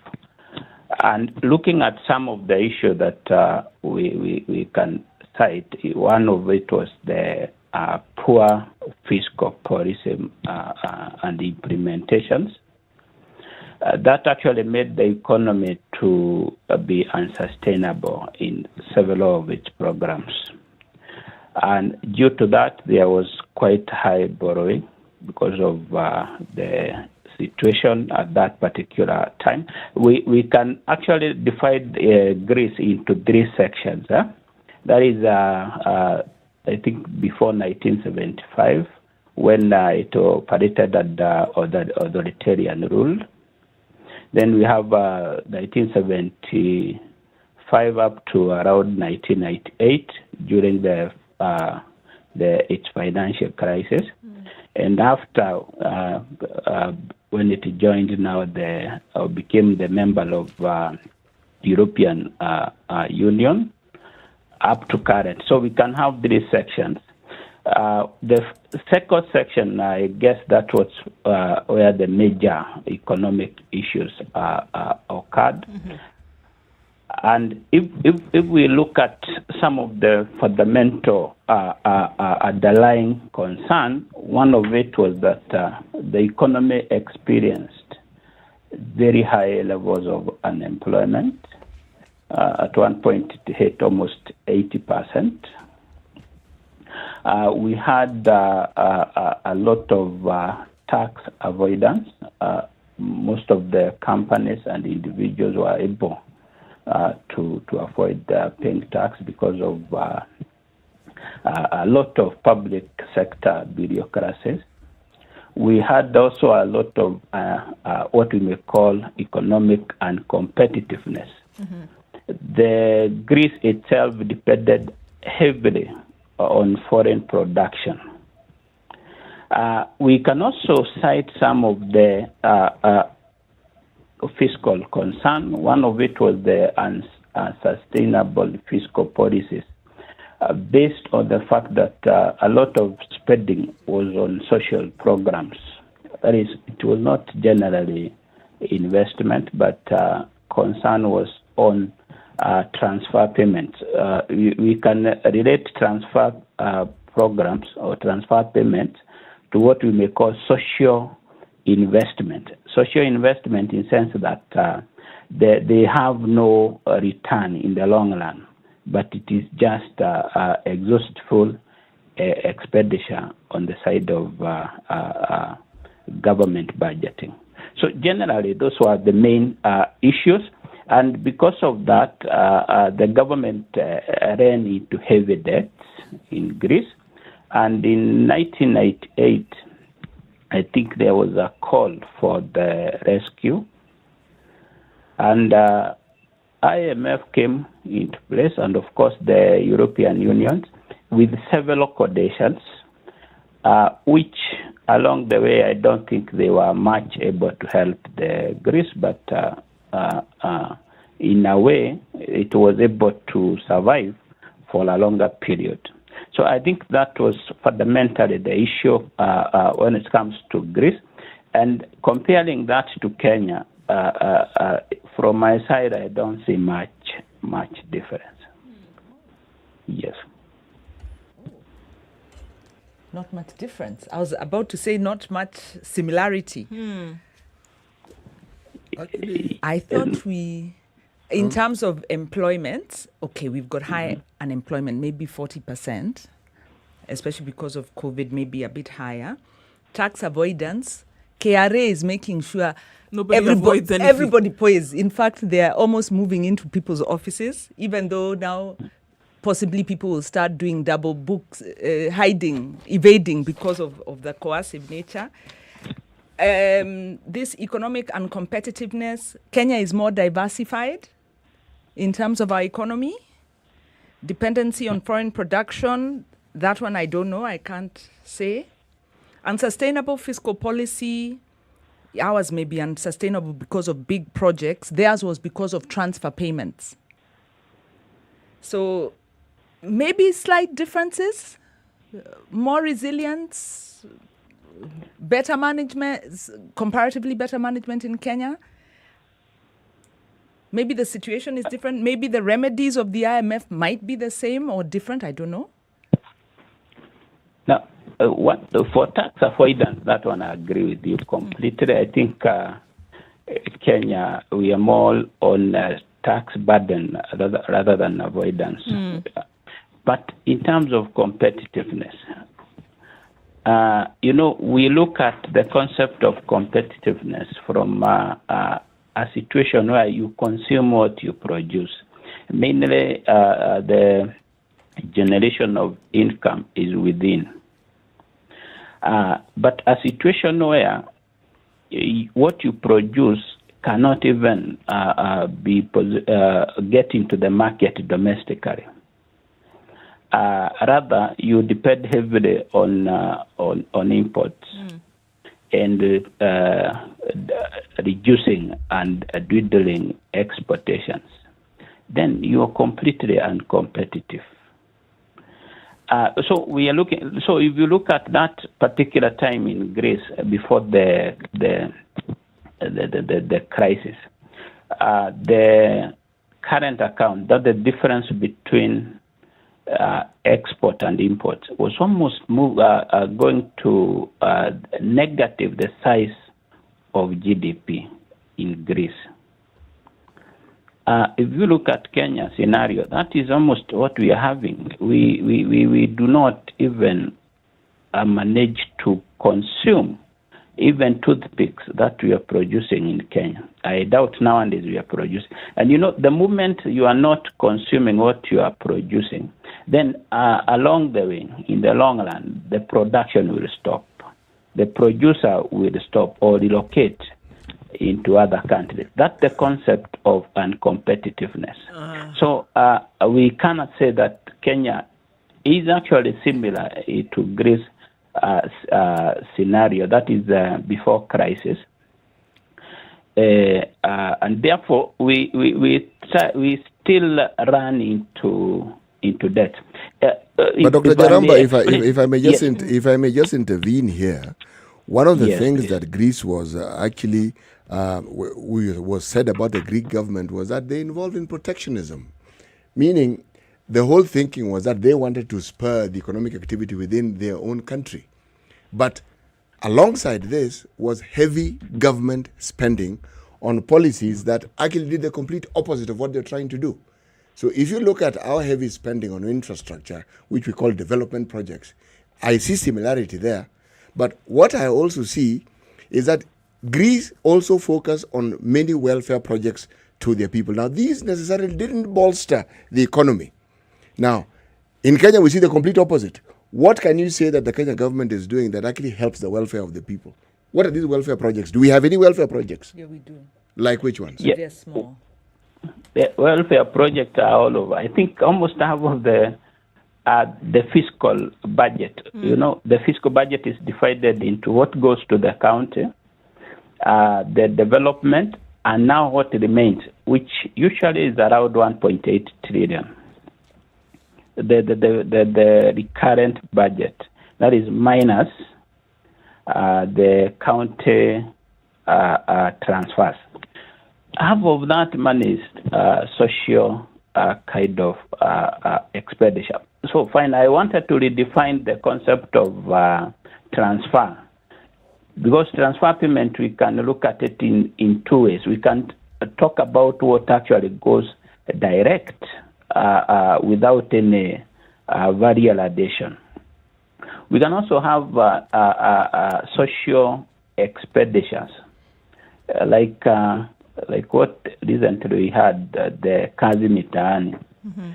That's just a transfer. You can't talk about any production in the process. So if you look at it from a broad definition of transfer payments, then you'll see that the current expenditure in our country, half of the current budget.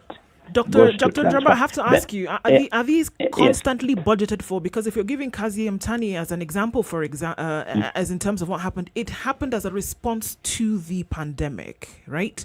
But are there consistently budgeted welfare programs in this country that we can see actually play out from beginning to end, like we see in other countries?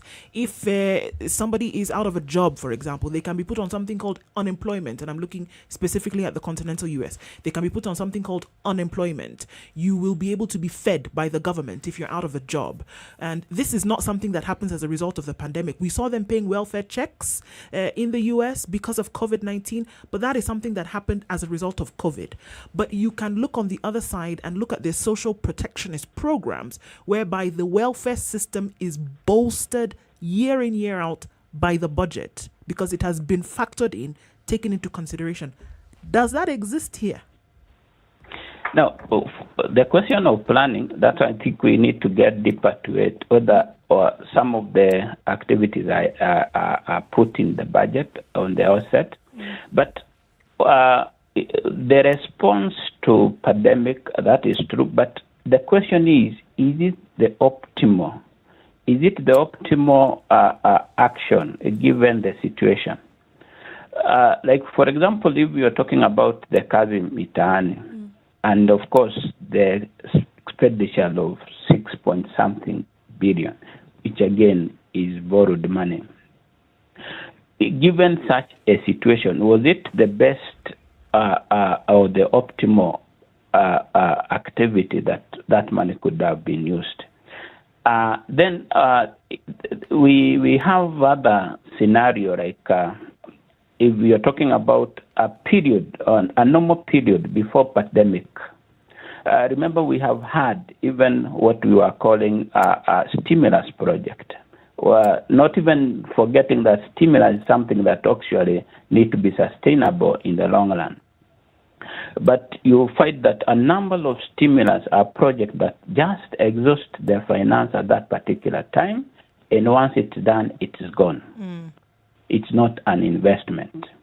You know, Dr. So in this, sorry, just as you complete that, I'm tempted to say you're thinking very much like an economist, and I'm also seeing that as from a civil society perspective, we may be part of the drivers of the expansionist budget, because we've been advocating for more social protection, money to the elderly, to vulnerable groups.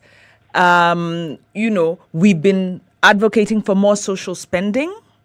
Kenya doesn't spend enough on health, for instance. Kenya doesn't spend enough on agriculture. Of course, we want to get rid of the corruption. But from what you're saying, are you saying social spending is inimical to growth?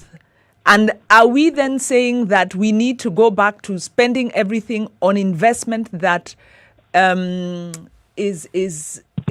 economically is going to give economic returns? What happens to the 80% of Kenyans who aren't in the formal economy and the households that depend on them that need some sort of protection? How do you balance that? Of course, you're saying I'm thinking like an economist. I'm one. Then again, there is one thing I want to say, and I want to make it clear. The social protection is a very good thing in an economy. You need to protect the vulnerable groups. And we have to define who are the vulnerables. Now, once you talk about agriculture, it is an activity for most of the vulnerable groups. We can talk about the sick, we can talk about the elderly, and of course they need to be protected. We also need to talk about unemployed. They need to be protected. But do they need to be protected in a what we may call transitory activities? Activity that once that expenditure is done, then they are back to where we started. So that's the question. It's not an issue that social protection is a bad thing. But why should you do a social protection to youth? Fine, maybe to caution against a pandemic, that's okay. But we need a sustainable. We talk about, you've started by talking about if you fail to plan today, then tomorrow may not be part of you. I'm trying to remember the exact wording, but I think that's what I got. Proverb, yes. So now the issue is that we are more concerned about tomorrow, but today. So the moment you are talking about supplying a fish to youth, then the moment tomorrow you will be in a position not to provide. So now, where would the youth be? And that's why that's where we are in Kenya. That we have spent a lot of money in an area probably to cushion, or we've been in cushioning all through. We've forgotten that we need to have sustainable programs. That's my concern. And I don't have any issue with social protection. But I have an issue when it is taking almost the total revenue the Republic has. Doctor, for the longest time, there has been social protection on paper and in practice, well, in a smattering way for the elderly. Monies that are given to the elderly periodically. Now, there may be issues around it, but it exists. And there are people who actually receive the money. Now, where you are right, and I agree with you, is structuring it so that it's something that will happen. But against a backdrop of a situation where people who are owed pensions and are due to them cannot even access something they've already paid for, because this is part of the social protection that we're talking about, then it means that the problem is perhaps is greater than what we are actually saying. Because the Greeks had a problem with paying taxes. Tax evasion was a national pastime, okay? Now, in this country, we pay taxes. We pay taxes to the point where you're not even sure half the time what it is you're paying, but we pay taxes. Now, there may be people who avoid paying taxes, but the government is able to collect taxes from their people at the national level. A problem arises not in only tax collection, but in revenue creation, one, within the devolved systems of government that we have, and again, policies that ensure that there is a revamped revenue increase within the national economy. And I think this is what you're talking about, having something that is sustainable. Because if we are not producing sufficient revenue at whatever levels of government, then the issue of also revenue collection or taxation becomes a bit of a problem. Now, our similarity with Greece, I think, begins and ends at that particular point. In this sense, the Greeks then had the advantage of the Europeans, their neighbors, coming up with 320 billion euros to sort of to bail them out. Okay? As we speak, they probably pay something like 40 to 50 billion euros. But they're still trying to sort out. Now, we don't have European neighbors or African neighbors who can come together and cobble up an amount to sort of help us, because most of our neighbors are in the same boat. No, worse. Maybe out of the boat in the water. Dr. Jaramba, we wanted to take the neighbors are not us. They are doing far better. Okay, well, maybe we can look at that in more detail, Dr. Jaramba. We want to take a break now and then come back and continue with this conversation. But before we go, I want to tell you a little bit about Samsung and this fantastic A3s, A32, A52, and A72 series. So, Titi, have you ever dropped your phone and the screen broke? Like maybe days after buying it. You bought this swanky new phone, in this case the Samsung A52. A52 that you would buy. No, it wasn't the A52. No, but I'm saying I you're had a going to phone. buy it. You're going to. Yes, I'm you being are looking into the prophetic. future and I being am prophetic. being prophetic. Please carry on, prophet. Prophetess. Thank yes. you. You will buy this A52 phone, right? And as luck or would not have it in this case, it would fall as you got home and the screen would crack.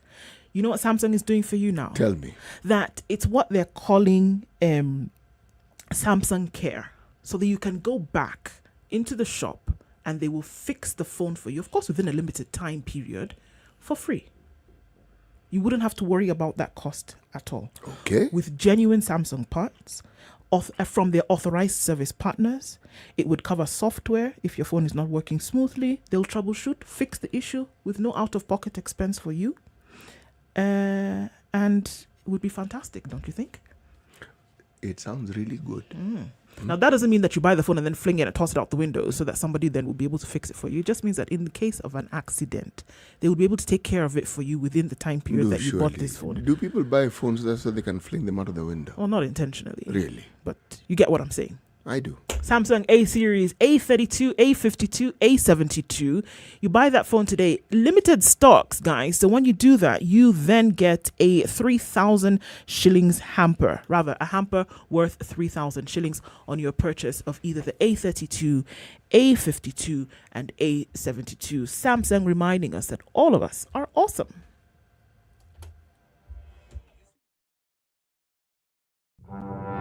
Have you seen them?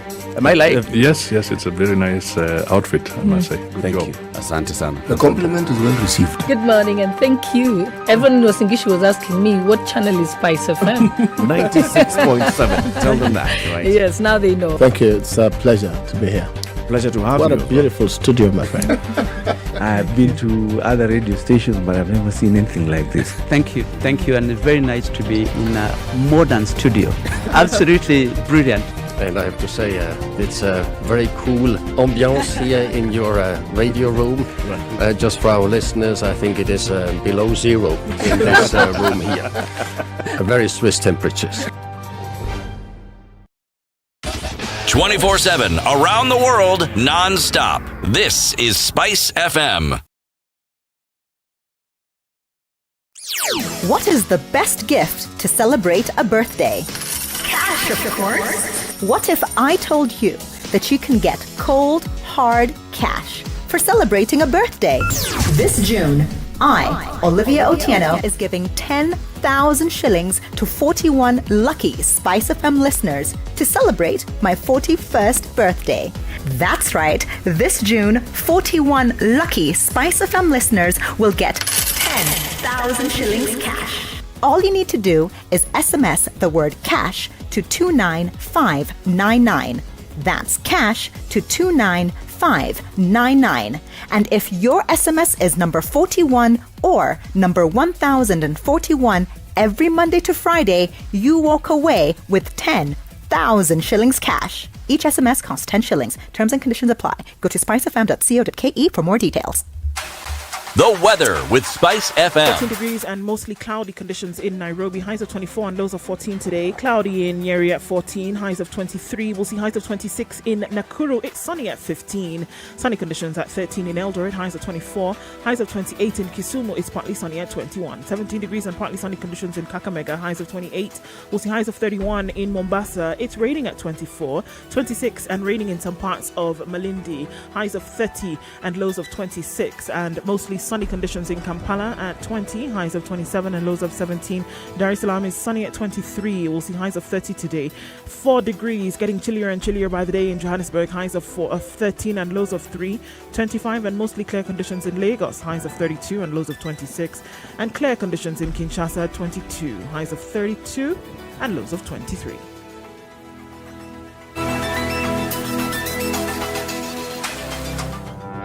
There are so many people peddling what is false and that it bears remarkable resemblance to what is true. Politicians have their agenda, and their agenda is to use every opportunity to sell that agenda and to loot this nation. I have seen major strides that are done in this country when we talk to each other as against talking at each other. We start getting back into the tribal cocoons which were put to us by the colonial powers. They gave us physical freedom but not mental freedom. We're still mentally colonized today into these cocoons of tribe. Now, if you live in an area where it's difficult to find a dog, He's a goat. I kid you not. In which part of this country is it difficult to find a dog? So that you resort. Nafandi umbo yako iko na hii ni umba special. This is the Situation Room, the only way to start your day. 24/7, around the world, non-stop. This is Spice FM. Hello. Halo, umesikia? Nimesikia nini? Hujasikia habari? Hebu acha nikuambie. Kile kimetokea. Hello? Hello? Hello? Don't wait for hearsay. Dial *550*1# to read the standard e-paper from the convenience of your mobile phone for only 20 shillings from your telecom line, and stay up to date for a reliable source with over 100 years of experience with no additional data charges. What is the best gift to celebrate a birthday? Cash, of course. What if I told you that you can get cold, hard cash for celebrating a birthday? This June, I, Olivia Otieno, is giving 10,000 shillings to 41 lucky SpiceFM listeners to celebrate my 41st birthday. That's right, this June, 41 lucky SpiceFM listeners will get 10,000 shillings cash. All you need to do is SMS the word cash to 29599. That's cash to 29599.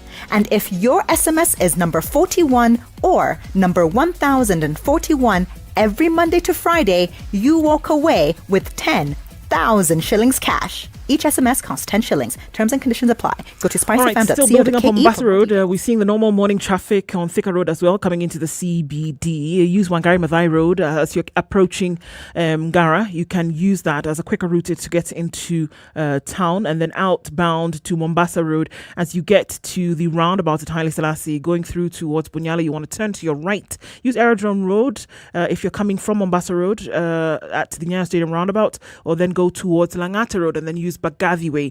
Those options that we can give today. The Southern Bypass looking pretty good, as most bypasses this morning. Outer Ring, Feather Interchange, looking where it might give some issues today. Hamza, all the way towards the City Stadium roundabout on Jogger Road is slow, but we keep things moving as much as we can. Spice FM KE, that's how you can get in touch on Twitter. Text on 40127.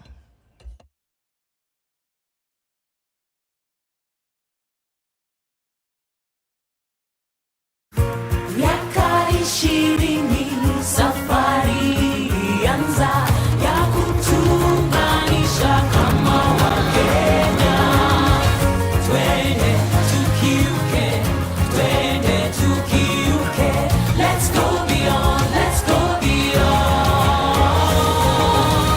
let's go beyond. Mimi na wewe tukibuni kazi nzuri ya kujivunia. Let's go beyond, let's go beyond. Kwa juhudi na matumaini, twaelekea kesho pamoja. Twende tukiuke,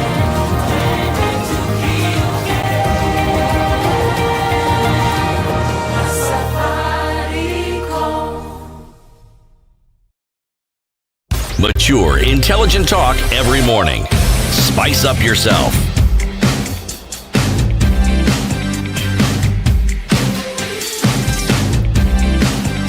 Mornings done right. 94 Tuning in this morning to Kenya's biggest conversation. We're looking and asking ourselves that question: is Kenya headed the Greece way? And just looking at some comparisons that are being made this morning and helping us out with that conversation, Dr. Jaramba, who is a lecturer at the Kenyatta University, opening up that conversation with us. And CT, as we're going to the break, had that question. And Doc, you were going to answer that from what he said. CT, just remind us what that was. Well, let me not make the question, remake it. Let me just say, you see, if you look at the ecosystem that Greece thrived in or existed in, was within the European Union. Now, the European Union has a European Union bank. It has an economy that is moving towards being unified. It has a currency that unifies that particular union even further. So all I'm saying is that it has a support system. It had a support system that works. We're in the process of trying to create one and cobble up a support system that would actually work for us, and we can see how this goes. But the problem that Greece has was its own. Okay? Tax evasion was a national pastime in that particular country at that particular point, and it got them to that position. When it came to the productivity of their goods, they were not competitive within the EU. So it meant that basic things that economists understand, like inflation, just kept doing their thing and going higher and higher and higher. Our productivity doesn't have that same problem. In fact, if anything, our business and industries are growing and output grows within the region.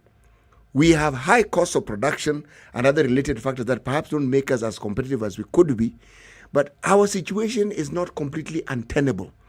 It requires a little tweaking in my mind, and it can actually work. Because we don't have what I would refer to as identical problems that the Greeks have. We have similarities, but not identical. So similarities in terms of uncompetitiveness, not to the scale of Greece, but we do have a problem in terms of the uncompetitiveness of our local the cost of industry. Production and industries, yes. And then we have unsustainable social spending. I'm having a problem with that, even saying it, because we want more social spending, but unsustainable fiscal strategy is what Dr. Jaramba has told us. So, Dr. Jaramba, we are saying we're not exactly where Greece was, but we're not in a good position. The IMF has now come in. Is this the pill that we need? Is this going to help get us back on track? Before we get there, Wanjiro, Greece had defaulted on their loan. We have not defaulted. We have not defaulted on our loan as yet. But big payments are coming up this year. China's expecting their money start July. There was some reprieve that was given to the country for about 6 months, and said, okay, this seems to be a bit of a problem. We can wait. Guess what? 6 months is almost over. About 30 days left before those payments are going to start being due, right? So we haven't defaulted, but are we hurtling is Kenya hurtling in that direction, Dr. Jaramba, that things could get to a spot? Because if I see it, and taking that into consideration, that where Kenya could then be in that Greek situation is in the matter of default. That what got them into an exacerbated situation was the defaulting of the facilities that they had across board, and it was just not feasible at all. Yeah, thank you. I want to say that there are some quotation. I think we need to go to some data that Kenya is a bit competitive and productive. I think that we need to go to the current statistics. But before we do that, there are two things I would want to add about the Greek conditions, and especially before it joined, became a member of EU. Now, one of it was that it was accused of having the wrong data. They were cooking, the commonly known cooking data. So some of the information that they had was not their actual position. Two is that somebody talked about that there was high protection of the domestic industries in Greece, but the protection was on the wrong side. It actually had a heavy, or what we may call a high-valued currency at that particular time.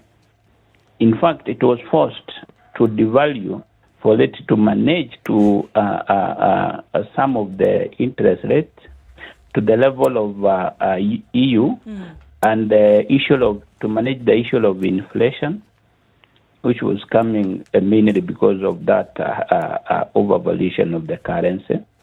In order to form or to be, there were some conditions given by the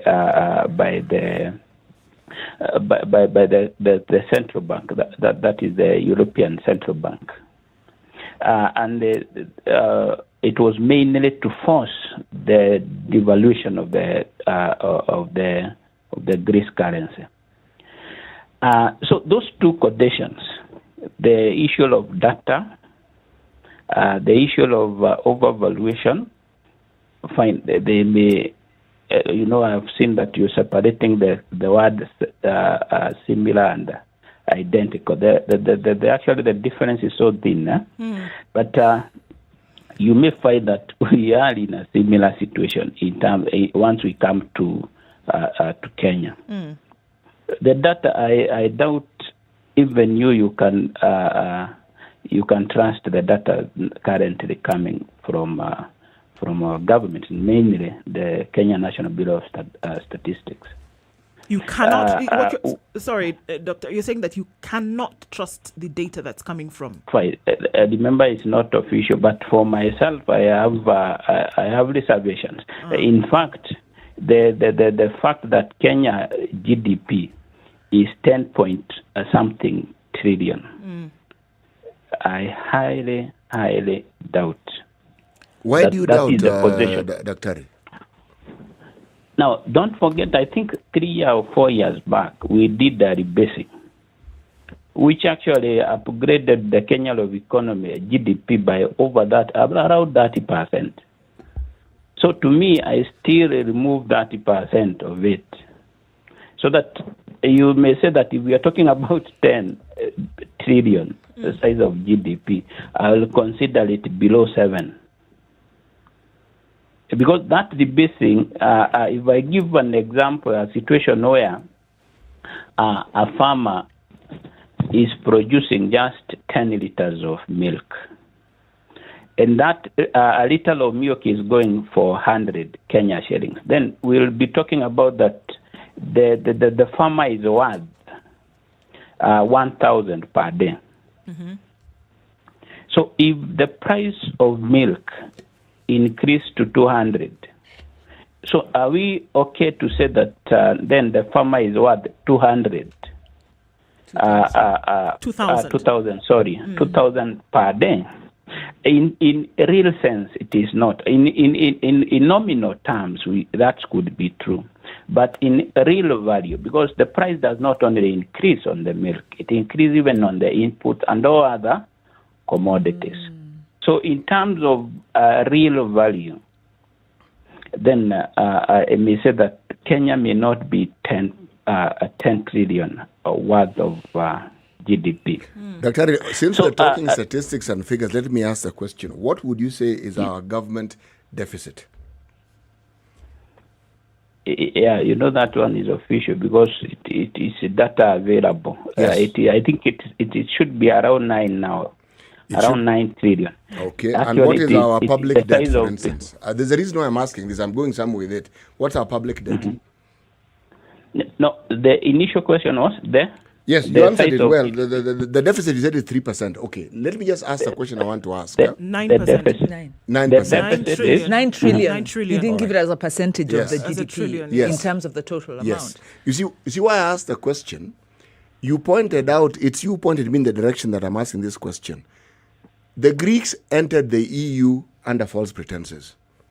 They cooked their figures to meet the basic demands, 3% Right. deficit, 60% of public debt, and so forth. And in 2004, they admitted as such that they had actually now. What I'm asking is, do we meet the threshold that would put us, if you look at IMF, World Bank structures and figures, are we at the point where we are actually heading towards insolvency as a government? Even the figures available can answer that. Fine. Tell me an economy, a GDP that is 10 trillion. Of course, that's the figure we are given. Let me, we did the basing. If I did the refer so that we are able to compare with the former regimes, let me give it the 7 trillion, to be fair. 7 trillion. And the economy owes the external, let me not even consider the domestic debt, because that one is easily manageable. The main problem is foreign debt. It is now going to 6 trillion.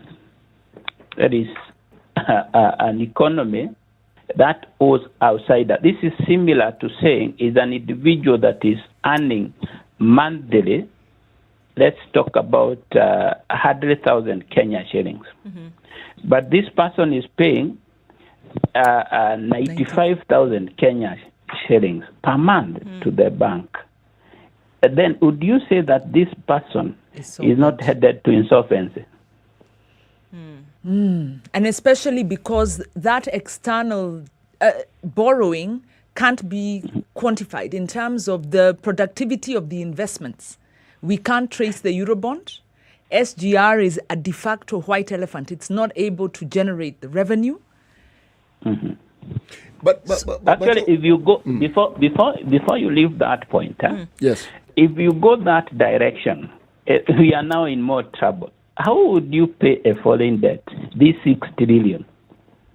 You can only pay by way of more export. You need to earn foreign currency. It's not like that.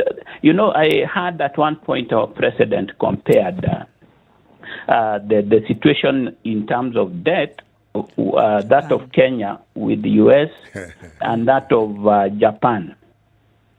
But you forget that these are two different currencies altogether. And then even the debt that they owe, like that one of Japan, which is over 200,000%, is a domestic debt.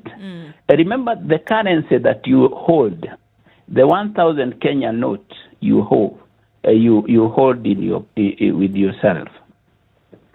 It is actually an IOU note. The central bank credit or in its balance sheet is put as a liability. It owes you that value. So it is their own paper. So domestic currency and the domestic debt, it has never led any country into trouble. But foreign debt is the main issue, because how you repay, like the debt that we are acquiring from IMF, you cannot pay that debt by taxing. You cannot. You can only pay that debt by exporting. But that, Terry, I agree with you completely. But if you look at that debt and the commercial debts that we also acquired from other foreign agencies, there is the issue of the cost of that debt. The commercial loans are far more expensive than the IMF loan. And that cost is what perhaps could ease or make untenable the ability to pay. Yeah, I agree with you. The ability to pay, of course, anytime you don't to borrow a loan, you must consider the ability to pay. And the ability to pay, of course, is related to how much you are earning. So for you to go and borrow from IMF, and this amount of money plus others, of course, borrowed, has to be financed probably in every financial year. So the question is how much you are earning, or the investment that you're going to do, the much they give back. In terms of foreign currency, not domestic currency, because at the end of the day, you would not require domestic currency. If domestic currency was an issue, or if, like, for example, I've heard people talk about taxing domestic market in order to pay foreign debt. I was wondering then, why don't you just go task the dealeroo here to print the entire money and pay? But you cannot. In fact, the moment you close the border, including TZ, Uganda, you cannot even use Kenya shillings. You need to convert. The Kenya shilling is inconvertible. So in that case, the sustainability, the concept of capacity to pay may not be in a question in the event that what the country is generating, whether the loan were expensive, if the economy was generating enough.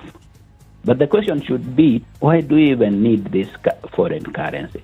The concept is that of uncompetitiveness of our goods, both domestic and even international. Back to the Yes. core of the That's problem. something to sink into, and I think also a place to kind of wrap things up this morning.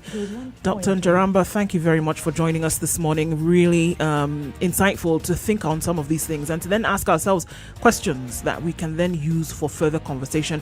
Thank you very much for being part of the Situation Room this morning. Asante Sana.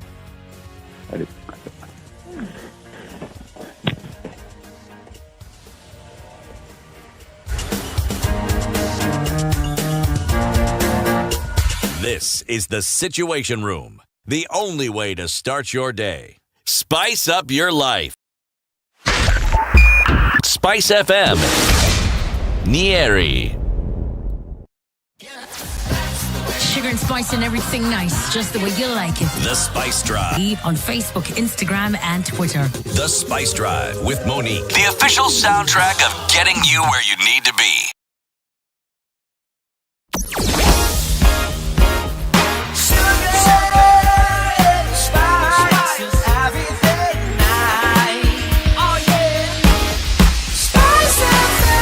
Spice up your life.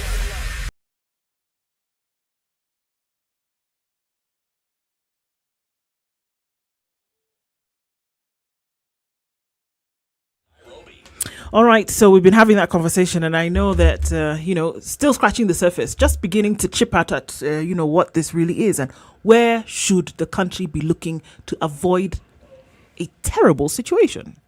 Number one, the point that CT raised about the cost of debt. As the Kenya shilling depreciates, because of course exports are low, because the economy business has been going down, COVID affected it. So our exports are low, exchange rate is falling, cost of debt is going up. So when you listen to Dr. Njaramba, obviously we are not in a good position. And I'm thinking maybe as a campaign, our strategy might be to appeal to China. For some more time? Yes, to repay. Okay, I don't know whether, government, the issue of data, the IMF in 2019 actually challenged the credibility of government data. And they have continued, and they always, even in this report, they raise the issue of credibility of data. Civil society also always question the credibility of government data and government statements and the assumptions they make. So the point Dr. Njaramba is saying is entirely valid. So we don't know, even the size of our debt, we don't know. There's debt that is not the fully truth, the accounted truth of for. what it is. The debt register is not complete. It's not current even. There's 2 years missing. And some of the big repayments are coming due in that period. So, hey, we have been done, there's a PR job that's been done on us. And I think the IMF, whatever looks like part of that plan to tell us, hey, we've got something going. Yeah. But behind the scenes, I imagine Yatani doesn't sleep. I would imagine the same. We're coming around to 7 o'clock. The conversation continues in Kenya's biggest conversation. It's the Situation Room. And we're coming to 8 o'clock. I told you by Thursday we'll get to even 9 o'clock. Maybe 10 o'clock tomorrow. It's now 8 o'clock.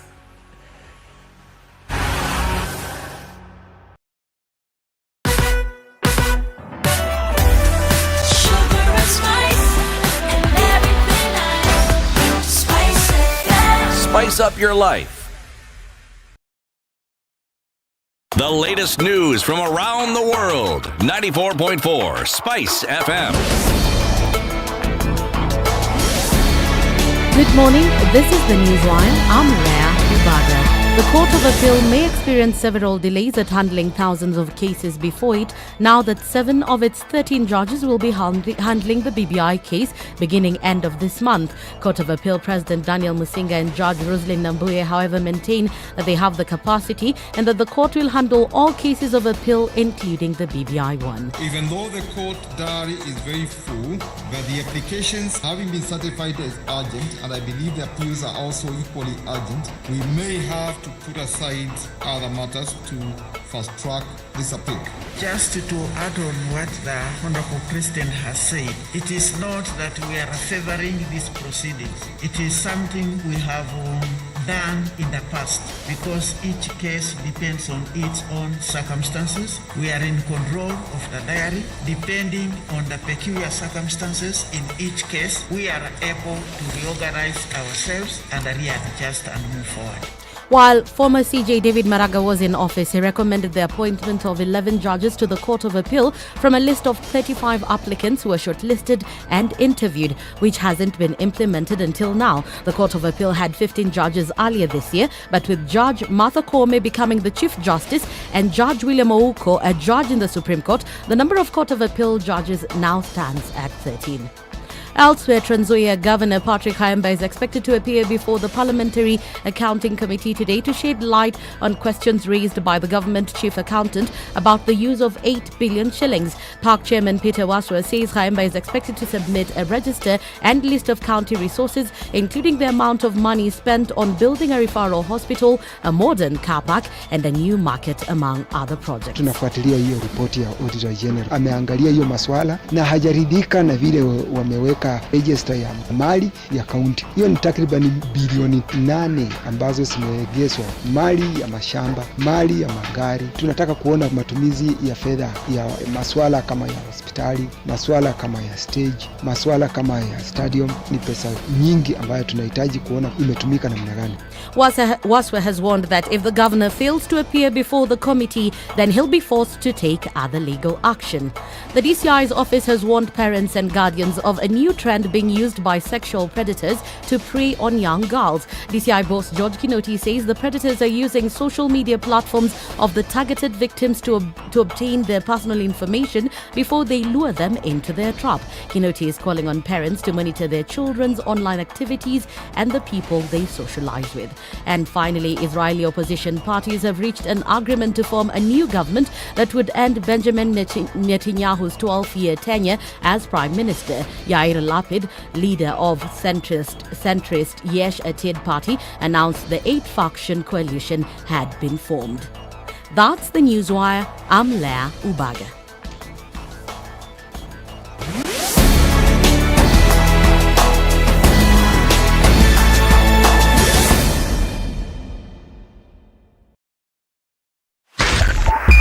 .5 Spice FM, Kisumu.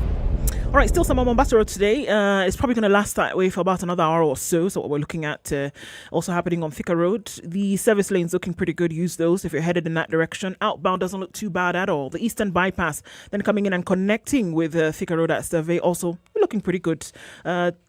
That interchange at Feather is causing some problems again this morning. Coming out of Outer Ring, North Airport Road, that whole mishmash. If you're headed in that direction, you're going to be there for a while. Using the Southern Bypass, ICD route, Southern Bypass, out then towards Langata Road. You're going to get to Langata Road and then there's a little bit of traffic there. It'll open up. That one we do know. All right. So we're looking at the normal traffic musings on a Thursday morning. Are you stuck somewhere? Have you found a good route? Let us know. SpiceFM KE on Twitter. Text us on 40127. Help everybody keep things moving this morning.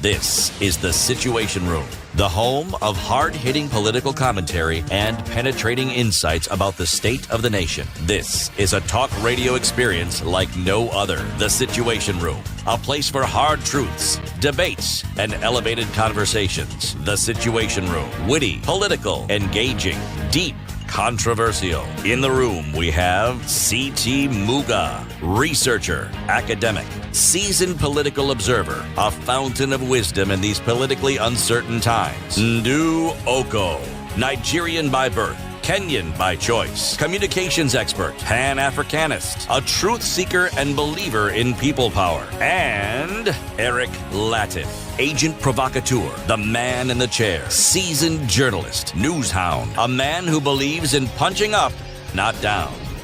This is the Situation Room. The only way to start your day. At 5 minutes past 8 o'clock on this Thursday morning, the 3rd of June 2021, you're tuned into the Situation Room. It's Kenya's biggest conversation, and we're getting into the third hour of the show today with C.T. Muga, Ndroko, and Wanjiro Gikonyo in the show this morning, and we are having those conversations that affect you and I on a daily basis. SpiceFM KE, our live stream is up on Twitter and YouTube, and wherever you're tuned on SpiceFM, 94.4 in Nairobi, 87.9 in Mombasa, 96.0 in Nakuru, 102.5 in Kisumu, and 97.7 in Malindi. And welcome to our audience on KTN Home. Your radio experience on TV starts now. Thank you very much for keeping it here, and as we go into this conversation, we hope that you'll stay with us. As we started off, let's hear today's proverb. For tomorrow belongs to the people who prepare for it today.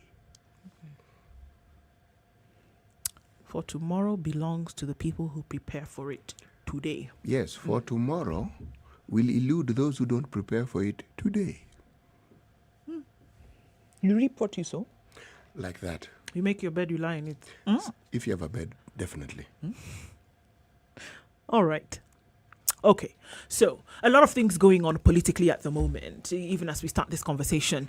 Just remembering some of the musings of a couple of days ago when the president made certain remarks that seemed to have thrown everybody in a tailspin. The legal fraternity had a number of things to say about that yesterday, and the day before that, politicians who may be out of the inner circle also did have a thing or two to say. We're a bit worried about the sentiments that he then made. And it drove me to thinking that he didn't say it during his remarks. He didn't say this once. He didn't say it twice. He may have mentioned it easily 6 times. That he really does feel that this initiative that he and opposition leader Raila Odinga are pushing is for the benefit of the people. Not just is it for the benefit of the people, that it is actually the will of the people. That it is actually what Kenyans want, prescribed or otherwise. It is what Kenyans need to be able to survive what has been perennial political issues, what has been perennial economic disaster, whatever it has been, that this initiative and the way in which they wanted it to then be applied or implemented in the nation is actually what is going to save Kenyans and is actually what Kenyans want. And I am wondering, is it really what Kenyans want? Is it what Kenyans need? Is it what needs to happen in this country at this time? For over a year, talks of whether the BBI is good, whether the BBI is bad, dealing on the moral, whether it is helpful, whether it is economic, whether it is just an avenue for the usurping of power, whatever it is. I do not know that the sentiment has rung through that Kenyans, for whom the Constitution exists, really believe that it is for their sake this effort or this quote-unquote sacrifice is being made. And unless I can be shown totally otherwise, I don't believe that Kenyans really think that this initiative is what is going to save Kenya from the problems that it faces. Is the president speaking for the purposes of PR, or does he really believe, or is it true that Kenyans actually feel that they are being aptly and duly represented by the BBI initiative? Because when he spoke, convincingly so, this is what Kenyans want. This is how Kenyans will be saved from the problems that they have historically faced. And I'm actually doing it for Kenyans. We are actually doing it for Kenyans. It has nothing to do with us. It's for Kenyans. Are Kenyans in that position? I want to listen to some of the things that he said before we open up this conversation.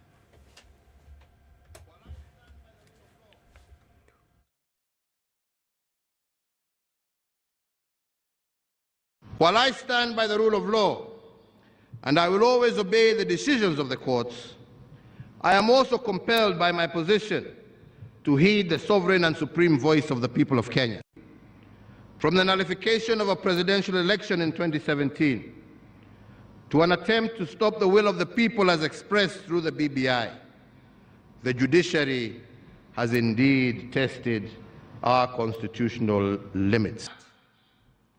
It is a fact that we were losing close to 1 billion shillings every working hour for the 123 days we held the 2017 election. The question the national conversation should therefore ask is who carried the burden of this choice? Was it the judiciary or the people? The judiciary would have asked itself another question. Can Kenya truly be a democracy if the people are denied the opportunity to express their sovereign and supreme choice there at it is. the ballot box? The very last thing that on he the said basis there. Can the people truly exercise their democratic right of making a decision at the ballot box if you take this away from them, as is constitutionally instituted? Can they express their right? And it would seem that he was assuming that their right would be to say, we want the BBI initiative to be passed. Can I sidestep a bit and talk about gaslighting? Because gaslighting is the art of selling your agenda. And in fact, it's a very important tactic in war because it's about deception. It's about deceiving your opponent and bringing an agenda that they didn't expect or don't even want. We are being gaslighted by government. And the president's speech is a perfect example of gaslighting, which is lies based on partial truths, but cumulatively create an alternate reality, separate from our lived reality. And the steps in this are, one, you deny responsibility. So this speech doesn't acknowledge, and the president in his statement does not acknowledge the reality that he has not appointed judges to the court, that the IEBC is not properly constituted, that the judiciary is underfunded, so there is no sense of justice that Kenyans can have. So deny that the economy is on its needs. On its needs. And we've heard through the week, bad policies, corruption. The economy is on its knees. A vibrant, growing economy is now on its knees and in recession, facing collapse. Deny. Then transfer. Because you have denied, you must transfer the blame somewhere else. You must create another monster. And in this case, the president has created the judiciary as that place as the alternate monster. Then justify. After you have transferred the blame somewhere else, you justify. And you give all kinds of arguments. Again, some of them steeped on partial truths, but cumulatively, they are a lie and a falsehood. So we are being gaslighted. This is the same tactic that Donald Trump did in America. And the problem with gaslighting is it creates it because it's not grounded in truth, and because you then have official statements by the president grounded in falsehoods. You then have an environment of peddling lies from the very top. So when we are saying that Kenyans don't believe and are buying falsehoods and peddling fake news around COVID, yes, it's because we have a government from the very president who is dealing in falsehoods. So what is the apt response? What did we learn from what happened in America? Because Trump was the champion of gaslighting. What's the lie here? Because I think, unfortunately here, there are very thin lines that then need to be drawn out and defined. Because if you say that there are statements that are being made on partial truths, it's a lie. Then it is a lie. But what is that partial truth here? Because is it that this is actually something you do want? Kenyans, this BBI is something that you want, because what we are providing therein is an opportunity for you to be free from these historical, political drama that we had seen previously. Or what we are going to do with the BBI is essentially bring money down to the level of the people so that you can actually see this development. Before you couldn't see it. The big lie. What's the lie? 2 lies bring money down to the people. This government has emasculated and is killing devolution. How exactly? They are underfunding. We also had a conversation on, I think it was Monday, where we were looking at the COVID response. They are not able to put money into the COVID response. They're not able to put money into the COVID-related sectors because they are paying debt. And rather than come clean and say, by the way, this is our situation, they tell us we are supporting devolution. They are not. But this government is killing devolution. Before That is, COVID, was the government giving money to the counties? Before devolution? No, before COVID. Was the government giving money to the counties? Let's not operate in a situation of amnesia. We know the last 2 years there has been a standoff with county services coming to a standstill because of the issue of the transfer of funds. And underpinning that was the underfunding, because government was transferring less than what is constitutionally required. Even before you talk about what is actually needed, because the constitution provides a minimum. Actually, the minimum in the constitution is what national government has always been transferring to local government since time immemorial. And it was around 23 to 27% before the passage of the constitution. So the constitutional requirement minimum is what, 15%? Yes, it is a minimum. Yes, but the government has been giving more than that 15%. No, it's been giving around 17%. No. But 17% is more than 15%. Yeah, but you're not listening. The point I'm making is you are not listening. If it's giving the minimum, what is actually needed to deliver services? Because it's one thing to tell the citizens, how is this minimum derived?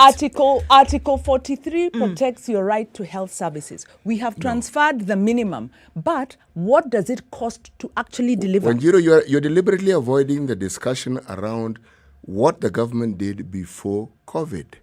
Was the government giving the counties the monies that was due to them? Oh my gosh. It's a basic question. No, but were they giving the money? Did I not answer your question? No, you didn't. You went round it. It's a simple yes or no. Were they or were they not? Gaslighting, let me answer. Gaslighting is steeped in partial lies. No, I need to answer in context. They were transferring money to the counties. Of course they were. Constitutionally, they must. Otherwise, they'll be wound up and sent home. But were they transferring enough? Were they transferring what the counties need? Why? Ask yourself, why was there a standoff in 2018, 2019, for 2-3 months? Why was there a standoff over the transfer of money? Because the share of transfer had stagnated. And when it stagnates and inflation rises, it means it is falling. Not only that, about 15 or 20% of the shared money was not being transferred. So that they say, yes, we've given you 17% or 18, 19%. But then by the end of the year, they haven't transferred the money. Why? They don't have it. So when we are saying, are we heading into default?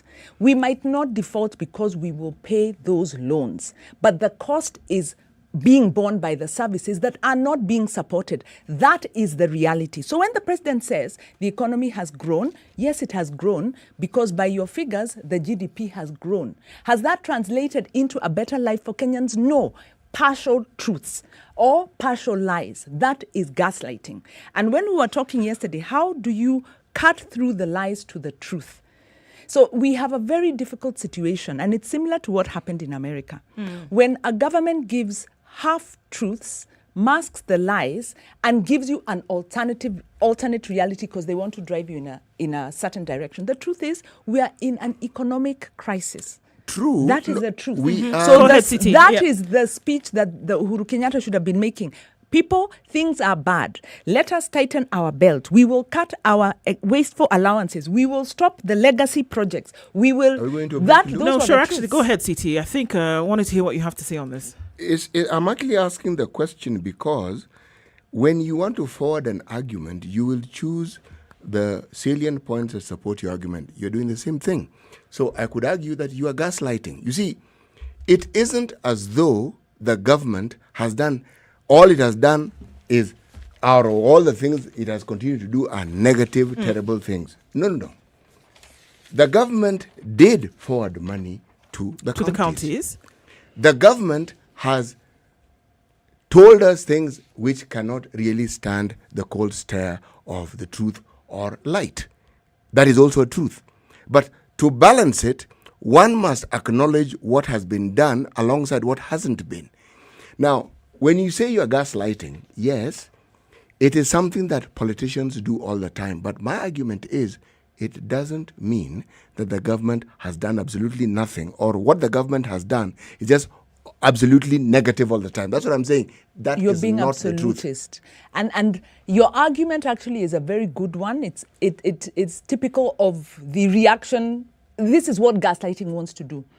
Why? And this is why I said it's based on partial truths, but cumulatively is telling a big lie. I don't it's think different. So. I don't it's think, different from what politicians do. I think that there's a danger also, Wanjiro, in looking at and in not looking at a situation in its entirety, because here we are. Look, if the government was not doing anything. You've said the same thing. If the government was not doing anything, it'd be wound up. Nobody said it's not doing anything. Right? So you have to look at this situation in totality.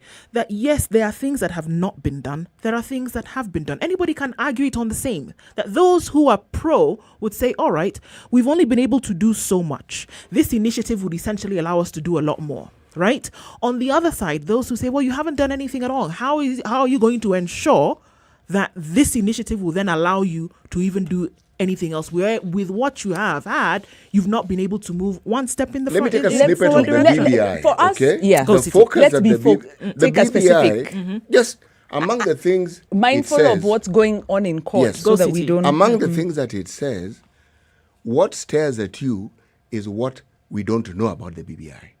Okay? At least what stares at me.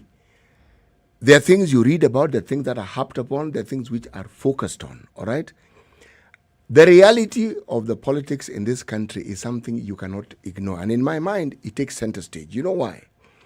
If we do not have what can be called political stability, everything else that we're discussing here becomes smoke and air.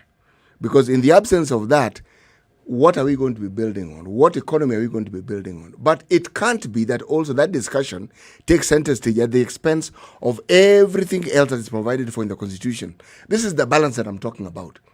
I understand, and I understand it intimately, that there is need for us to have political stability. It is crucial. You've shifted.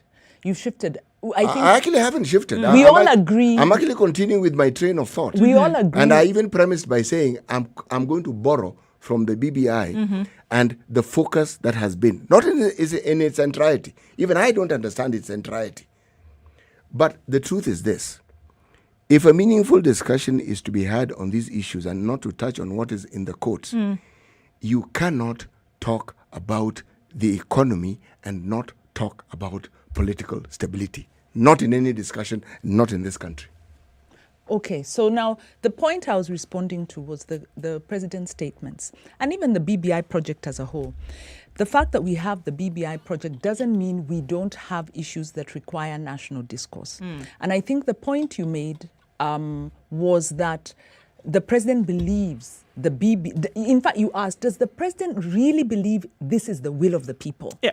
And the point I was saying is that I don't, you can't, looking at his language, looking at the management of the process, no, that is irrelevant. Your question is yours alone. For them, they have a project. And the BBI is set it's to... It's not mine alone. The set for your citizens. Okay. If you're worried, is this a project of the people? That is not that's not their priority. Their priority is to deliver the BBI. The BBI has goods, and the main beneficiaries, of course, are the political class. And like I said yesterday, the purpose of the BBI is to have a consensual form of government, to strengthen the role of the presidency, to be able to insulate the current president and the first family from any future prosecutions that will come with a new government under the present democratic. We know that that's what the BBI is being instituted to do. We are talking about, yesterday we talked about information literacy. We must also have political literacy. I think we have a problem, yes, as a country. We have a problem of nationhood, yes, as a country. The divisive politics of betrayal of Uhuru Kenyatta in no way contributes to nationhood and political stability. In fact, it's the contrary. But they have taken on this problem and cobbled a response, and done so without the participation of the people. Okay, an elite project. So my point is, that no. This is an elite project, and it's a gaslighting. Actually, okay. So I want to go back to that gaslighting issue, and one of the issues, and not just on BBI, but also other things. One of the issues around gaslighting is manipulation. Exactly. Right. So are you saying that with what the president has said, that he is manipulating the people into believing that this is actually a project that could save them, whether it is politically, economically, or whichever way in the country? Is that the correct question to ask? Is the question that we should be considering? Wait, there are many questions. That's the question she is asking. Yeah, but many questions that can be asked. BBI also asked the wrong questions. How so? How so? When the questions were framed, and if you go back to the constitution review process and why it started, stopped, eventually there had to be consensus on the questions to ask. Why? The questions you ask determine the answers you will get. Now, the BBI questions were framed by the two political, by the two principals, the president and opposition leader. There are questions they missed. They missed 2017. Questions around 2017. They missed questions around question was simple, justice and reconciliation. My question was very simple, and we're going to go to a break, but my question was simple. You've talked about gaslighting here, and one of the issues around gaslighting is manipulation, right? In his statement, you said he's come out and he's using gaslighting as a method to manipulate the people into believing that the BBI truly is the thing that is going to save Kenyans economically, politically, on a national scale. Is that the case? Yes, because manipulation is about intent. Why is he manipulating us? All right. You must think, what is the president's end game? Then you will know, then you can talk about why we are being manipulated to believe in the BBI. So the political economy, the interests are very important. It is 23 minutes to 9 o'clock. This is the Situation Room. It's Kenya's biggest conversation. Taking a break, and the conversation continues when we come back.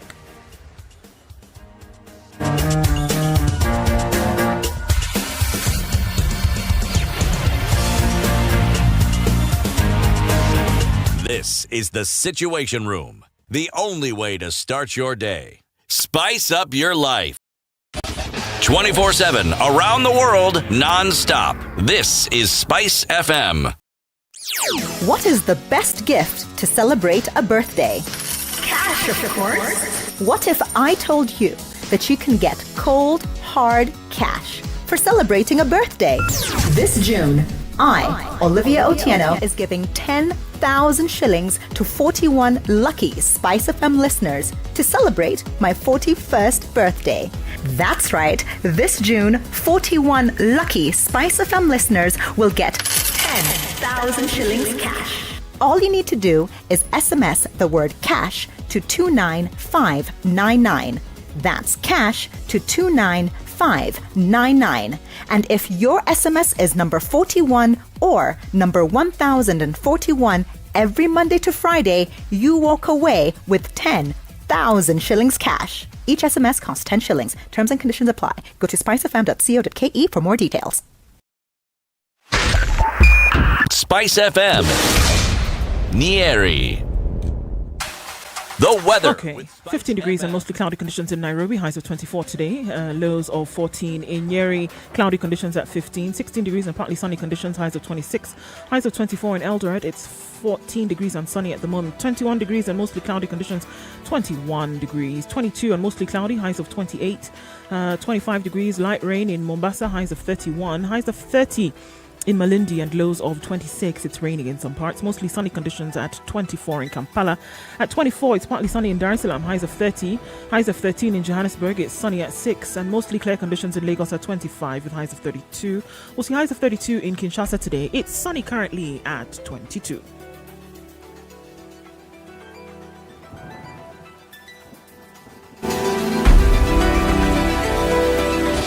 24/7, around the world, non-stop. This is Spice FM. Procurement of legal services has been challenging due to the COVID-19 pandemic. In view of this, SpiceFM has partnered with the International Development Law Organization and the National Legal Aid Service to answer all your questions regarding access to legal aid services during the pandemic. Tune in to Double or Direct with Olivia Otieno every Saturday from 10 a.m. for weekly informative and interactive sessions with the help of legal professionals. All right, still some on Mombasa Road today. I think we're going to see this for a while. It's a normal traffic then coming off of the southern bypass out towards Langata Road. Langata Road is piling up as well. We are looking at some traffic as you get towards the T-Mall roundabout. Go then via Bagathi Way into the city. It's going to be much quicker than going via Huru Highway, so keep that in mind. Outer Ring, Taj Mahal, we have a little bit of a mishmash in that general direction, but just so you know, it's not anything crazy. I don't think we have crazy traffic situations this morning, which is a good thing. Knock on wood, but there's no wood here. SpiceFM KE on Twitter. So you get in touch, text as well on 40127.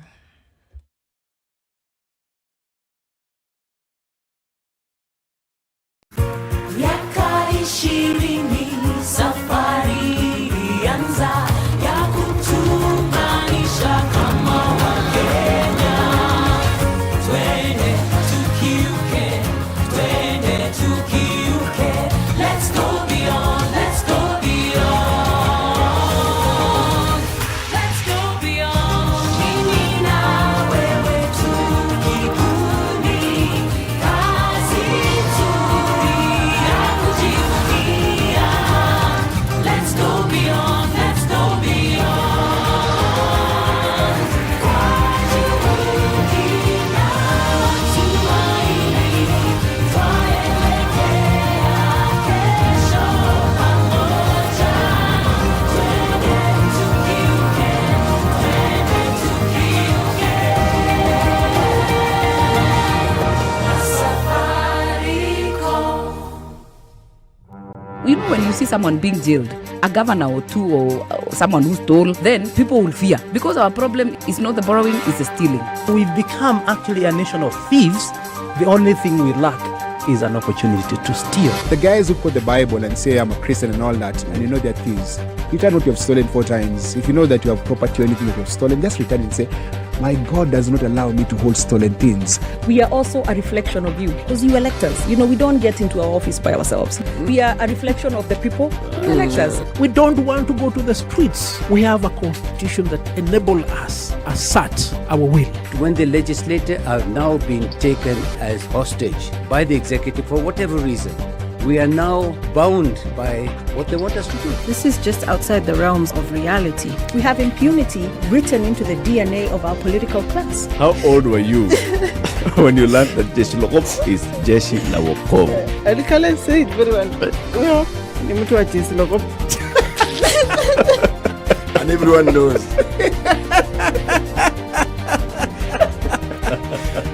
Okay. This is the Situation Room, the only way to start your day. Mature, intelligent talk every morning. Spice up yourself.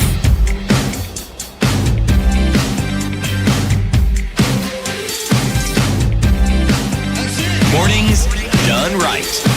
94.4 Spice FM. All right, the Situation Room continues this morning. Our live streams are SpiceFM KE on YouTube and Twitter, and KTN Home, our TV audience this morning. It continues as we are looking at, is the BBI for you? And the president's statements the other day pointing to, you know, I really believe that this is something that would save Kenyans, and that Kenyans wanted to have a choice in how they would, make their will heard. And there truly is the belief that this is the will of the people. Or is there an alternate reality that these sentiments abide in when it comes to what Kenyans really, really want? You know, some of these things will be unraveled in court because some of the discussions, whether it was the steering committee that actually spearheaded the process or whether it was the so-called handshake partners who spearheaded the course. But if we're having a discussion about the government, what the government didn't do, that discussion is not complete before you look at what counties have received and what they have done with what they have received. That cannot be something that you are going to fault the government for or the president for, because the counties get money. They've been getting money. And if I am to go by reports that the Auditor General releases, the problems that those counties have are so many. And it has to do with simply not being able to account for the monies that they have been given. So the things that ought to have been done, if there are things that ought to have been done at a county level, that's where the discussion should take place. So then maybe explain to us, why was there a standoff over the sharing of revenue?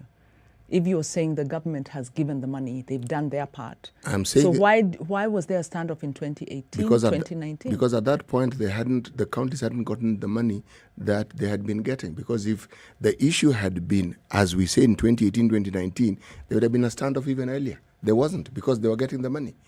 Now, you're talking about money being given. Which money? Maybe the devil's in the detail. No. I'm talking about the bare minimum. What's the point we are making here? That this government has supported devolution by transferring the money they are constitutionally required to transfer. That is my starting point. And that this administration can therefore be termed a government that supports devolution. No. I'm not concluding. You see, so that is where the discussion, our discussion falters, because I'm not arriving at a conclusion. I am talking about a trend and an evolutionary process that I see. Was the government meeting a minimum threshold? They were. Did they go beyond that threshold sometimes? They did. Do we have devolved functions? We do. Has the government, the national government, given county governments money for COVID? The one which stands out was an allocation of 5 billion shillings, which was divided to the counties for certain basic infrastructural and support systems. When an audit was done, how many counties did we find had even met the threshold? 3. So 5, not 3. So what are we saying? I am saying that we sometimes want to lump the national government with problems that really shouldn't be at their doorstep, because they've done their bit. So, please explain to me then, if you're advancing a case that this administration has supported devolution, and that the problems. No. So what's the point of making? That's what you're hearing. Or are you stating the obvious? You're stating that they've transferred money. Obviously they have, because if they didn't transfer that money, they would violate the Constitution. And remember yesterday, the discussion that we had about public participation and how the government is able to tick the box, so that even if you go to court, by the way, and argue there was no meaningful participation, you will be so hard-pressed, because they put the notice in the paper, did they not? They asked for your memorandum, did they not? You then submitted. So what are you saying? But that process is designed to meet the minimum requirement of law to allow government to continue doing what it has always done. And I think the question is, what is wrong with that? What is wrong with meeting the bare minimum? Maybe then when you are an employer and you have the staff who checks into work at 9 o'clock as required, checks out at 5 o'clock, does the basic minimum, maybe when you're an employer and that's the staff you have, you'll be better placed to answer that question. What's wrong with meeting the basic minimum? Yes. What is wrong with looking at what has been done vis-a-vis what has not been done to then be able to fuel further action? In terms of the president's statements? Yes. Because like I said, gaslighting focuses on partial truths. The truth is they have transferred money. But the bigger truth is that money is not enough.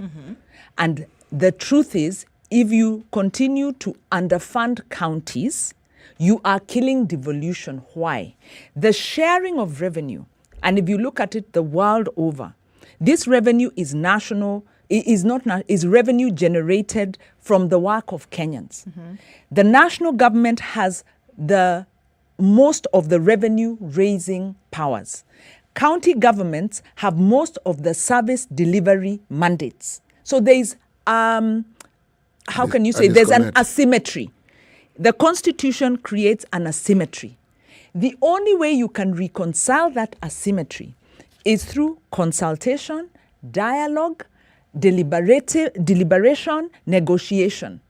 So the Constitution did not want to say a minimum of 40%. Devolved governments the world over, if you look at the amount that is transferred between national and local government, is between 30 to 40, sometimes 45%, depending on the functions that are down there. It's never 15%. Even, like I told you, even before we enacted the Constitution, the national government was transferring 23 to 27% of national revenue.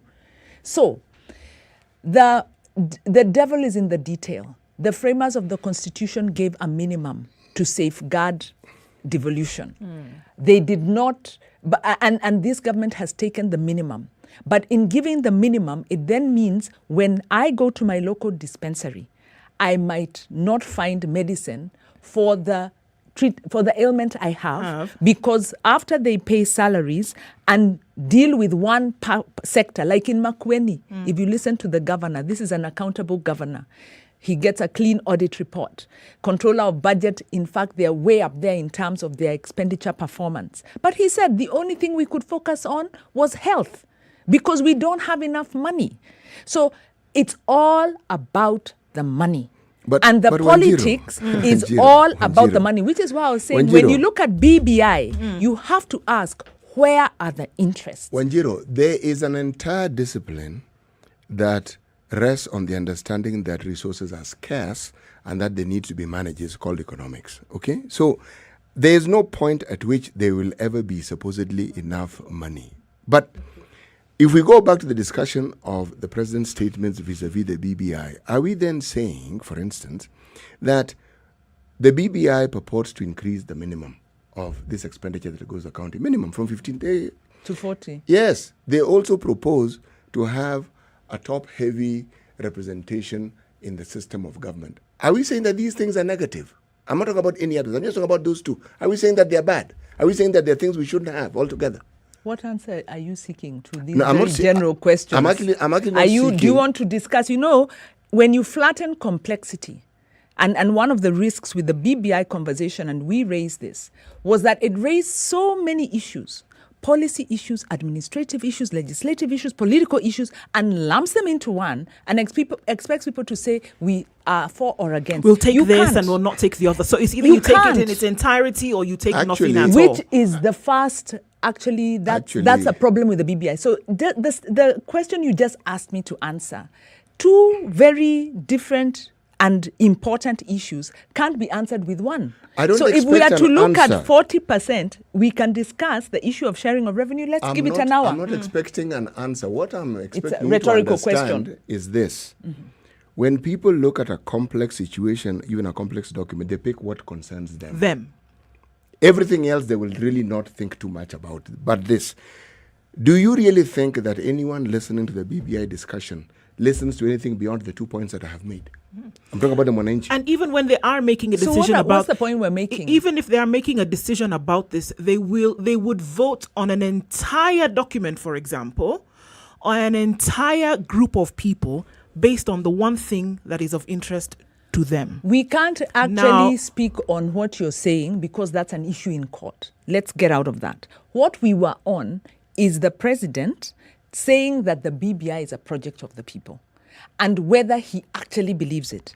And the point I have made, and I will stand with, is he doesn't need to believe it because the president is very smart. He will always speak for his interests.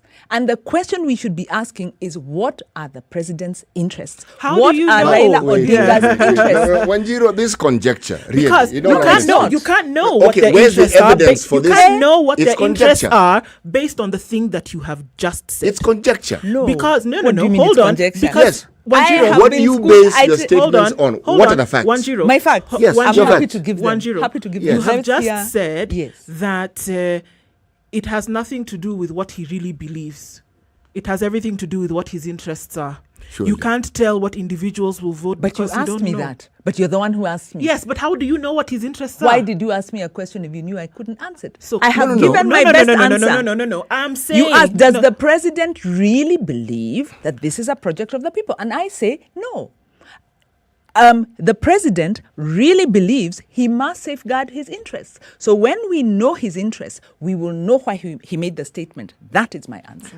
But Why we can't don't know we that. why can't we just simply believe that what he's saying is We true? do. We don't know what his interests are. It is our job. Based like- on the same principle that you have just introduced, we don't know what we don't know what his interests are. Yesterday when we talked about... If you say that I cannot really say what the president believes or doesn't believe, the same way you cannot say what his interests really are, because you've not sat down and had a cup of tea with him for him to say, you know what, this is what I really have in the back of my mind, but I'm going to cover it with something else and present it to the people in this manner. I do not really know. like what you're saying, because it goes back to the conversation we had yesterday with Mercy about fake news.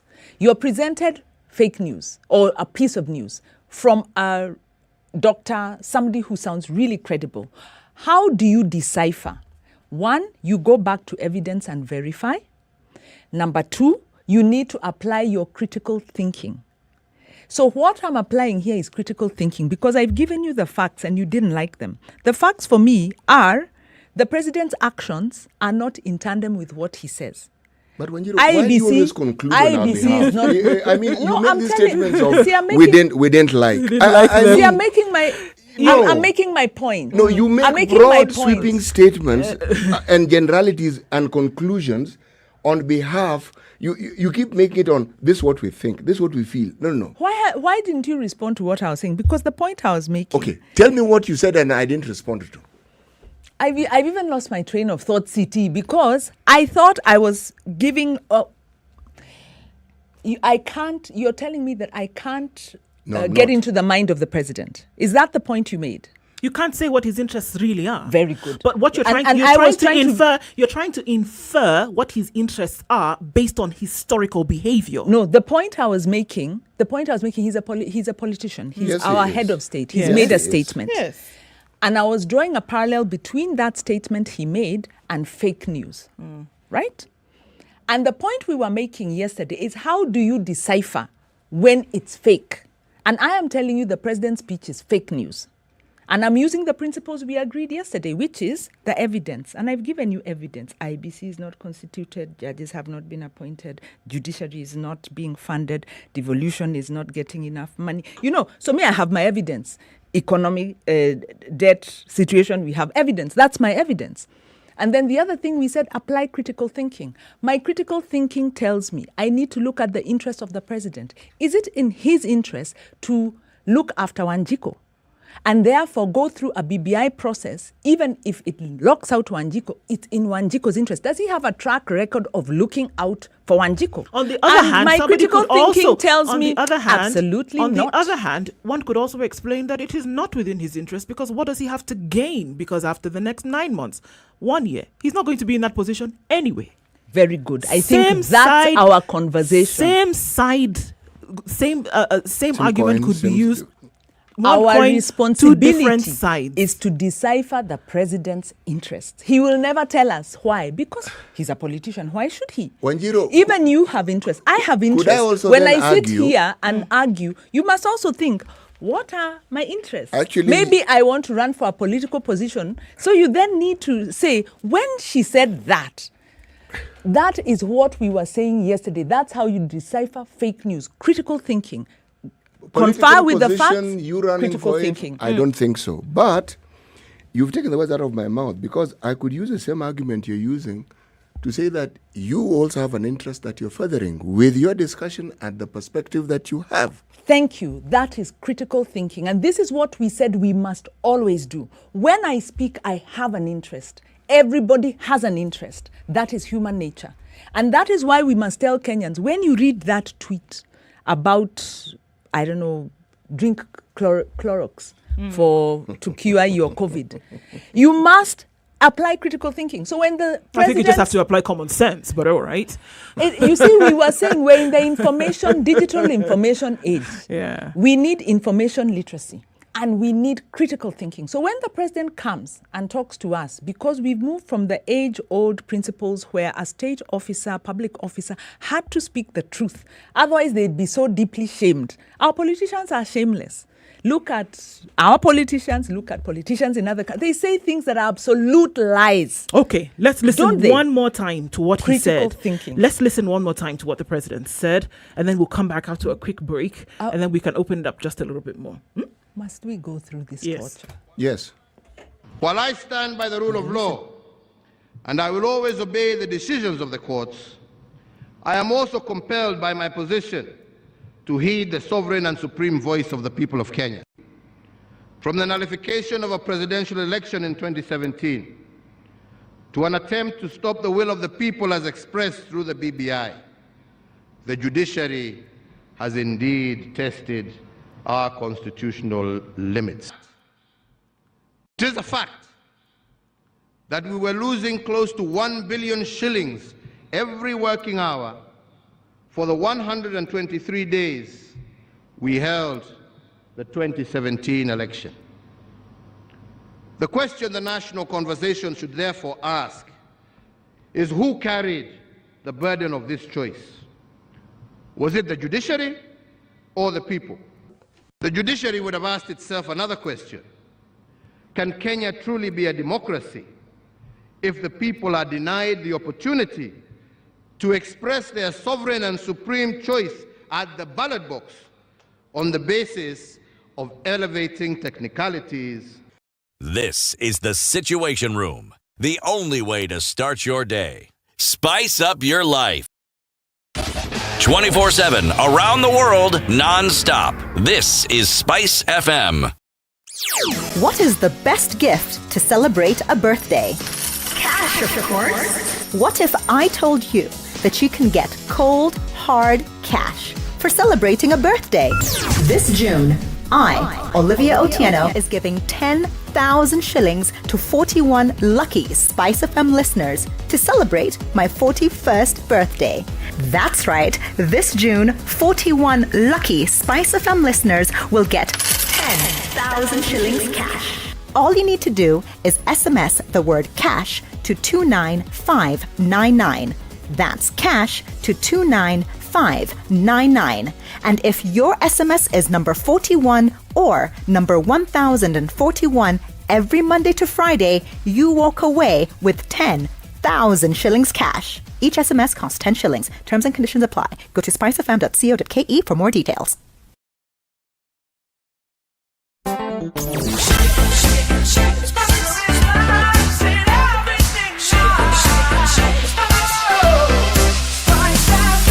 Spice up your life. Mature, intelligent talk every morning. Spice up yourself.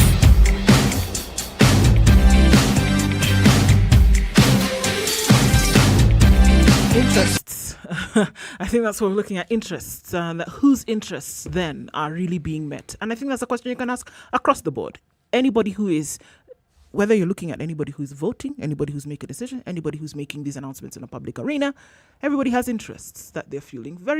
And I think that as I hear this, very few have interests for the will of the people. Very few who? Maybe if we avoid the generality, we are looking at the president and his interests. And when you're dealing very with few gaslighting, people who come out and make political statements like this. No one else can make a political statement like this. He's the president. You're talking about the supreme, not supreme because that's constitutional. The constitution is supreme, but you're talking about the executive authority, commander of the armed forces of Kenya. When he makes a statement, it's not like anyone else, not like even Francis Atwoli making a statement. So the president's statement... I observed that one, Jiro, when you said like everybody else and then you pointed at me. I was about to say like Mwalimu Andrew, our wise seer here who can make a statement and we have to listen because of the wisdom that it has. No, what I mean is that the president made a statement.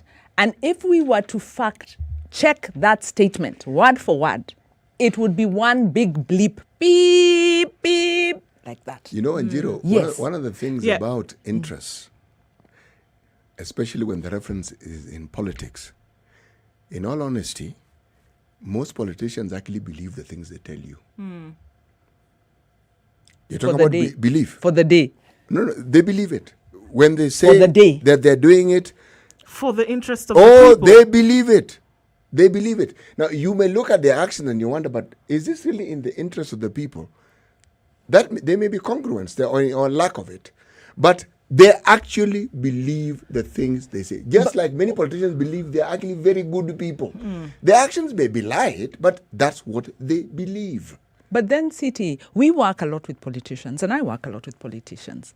And they're not different from who we are. They're people like we are. They're very different. They are people like who we are. So when you say they believe, I'm like, when you sit with a politician and speak one-on-one, the things they'll say are very contrary to what you're saying. In fact, you'll hear a lot of remorse. You've actually made my point. I know more than one who say, I don't know why I got into this. Because when you get in, you pick the culture. Politicians know what you do. So when they talk to you, they will tailor-make the things they are telling you. To you? Yes. And to somebody else. Anyway. And to somebody else. The reality of politicians. It'll be a different kind of the conversation. reality of political talk will be politicians talking among themselves. Now, that will be them being honest. I had told you, I listened to Wandi and Joy, and I forget the gentleman she was speaking to because they were talking about professional integrity and the lack of. In fact, the lack of professional integrity in this country is a problem. And this is also a global thing where money has become king, status has become king, and the questions of integrity are slowly losing ground. Further to that, a critical dynamic that's playing in our country was brought out yesterday. And this is the issue of... You're drifting when they enjoy. Yes, and professional integrity. Yes. Okay, I want to take a break now on KTN Home, and thank you, our audience, for joining us. And the conversation continues on SpiceFM. Not to forget to touch that dial and go in that direction, and we connect with you again tomorrow. It's Kenya's biggest conversation. This is the Situation Room. This is the Situation Room, the only way to start your day. Spice up your life. So the question is, the president spoke to us, can we trust him? Can we trust our politicians? And I say there's a problem of professional integrity. That crisis is not just in Kenya, it's a global problem. And it's made more acute because the traditional value holders have given them up. We were told yesterday that China has made big inroads into the global economy. Therefore, the traditional institutions that we're talking about, good governance, integrity, who would now be supporting the side of governance, which is the Western governments, have sold out. Why? It's a race to the bottom. And in fact, when we look at Kenya, look at Africa, it's a race to the bottom. When they enjoy and it's the politician. Linked. What I'm saying is that our local situation is being influenced by factors internal, but also beyond that. Because the lack of integrity of politicians has become normalized. And China is supporting this. And why is it significant? I don't think that China is supporting it. Do we really need the Chinese to be dishonest? Let me finish. Because our revolution in the 90s was supported a lot by Western governments because there was a standard. Because they were also chasing their own interests and their own agenda. It was not necessarily for the development and upstanding situation of African countries. The democratic trajectory, by the way, that may be the case, but the democratic trajectory has grown a lot because Western governments insisted on it.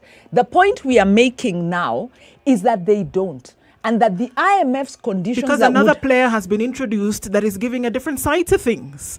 And it is your responsibility with your sovereignty as a nation to decide what you're going to do about your national issues. It is not the responsibility of somebody who comes in and is giving you aid to then dictate how you must behave within the boundaries of your country. Are you then saying that we are immune? I'm saying that bad behavior must be treated as bad behavior within your country. And you cannot wait because somebody is giving you aid, then they now come and tell you must behave in a certain manner.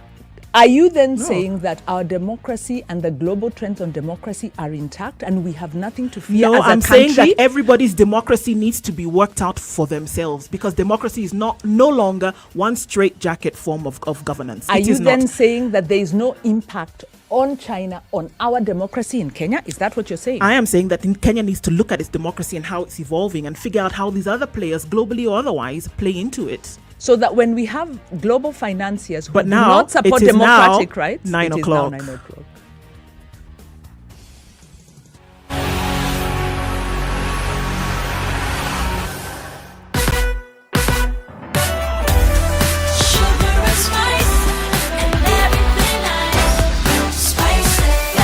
Spice up your life. The latest news from around the world. 94.4 Spice FM. Good morning. This is the Newswire. I'm Leah Ubaga. The Court of Appeal may experience several delays at handling thousands of cases before it now that 7 of its 13 judges will be handling the BBI case beginning end of this month. Court of Appeal President Daniel Musinga and Judge Roslyn Nambuye, however, maintained that they have the capacity and that the court will handle all cases of appeal, including the BBI one. Even though the court diary is very full, but the applications having been certified as urgent, and I believe the appeals are also equally urgent, we may have to put aside other matters to fast-track this appeal. Just to add on what the Honorable President has said, it is not that we are favoring these proceedings. It is something we have done in the past because each case depends on its own circumstances. We are in control of the diary. Depending on the peculiar circumstances in each case, we are able to reorganize ourselves and readjust and move forward. The Court of Appeal had 15 judges earlier this year, but with Judge Martha Koome becoming the Chief Justice and Judge William Ouko a judge in the Supreme Court, the number of Court of Appeal judges now stands at 13. While former CJ David Maraga was in office, he recommended the appointment of 41 judges. Of this, 11 judges were Court of Appeal judges. The judges have, however, not been appointed until now, resulting in a vacuum in the Judicial Service Commission. The likelihood of Kenyans going through a referendum process before the general elections is almost impossible. According to the Constitution, a referendum must be held at least 1 year to the election. With the timelines given by the Court of Appeal, it looks like a referendum process may have to be halted until after the 2022 elections. The process at the Court of Appeal kicks off at the end of this month and runs to early next month, while the IBC has been stopped from running the BBI process. This comes as the National Chairman, Church and Clergy Association, Hudson Dende, asks BBI proponents not to rush the referendum process, even though the window of appeal is open. Our position is that we should not rush for anything. We have said, though it is a right of anybody to appeal a ruling, a court made a ruling, everybody has a right to appeal. But if we are asked, we are saying the issue of referendum and the constitutional amendment should be pushed until after the next general election. The Kenya Medical Supplies Authority has raised concerns over the large amount of debt which counties owe, a move that has adversely affected supply of medical equipment. Acting CEO Edwin Njoroge says the devolved units owe over 2.4 billion shillings, which in turn has affected efforts to pay their suppliers. Njoroge, however, says health centres will continue receiving drugs as they'll engage respective counties on how to settle the pending arrears. This came as the Medical Authority announced plans to decentralise its services by opening 3 new depots in Mombasa, Kisumu and Nyeri. That's the Newswire. I'm Leah Ubaga.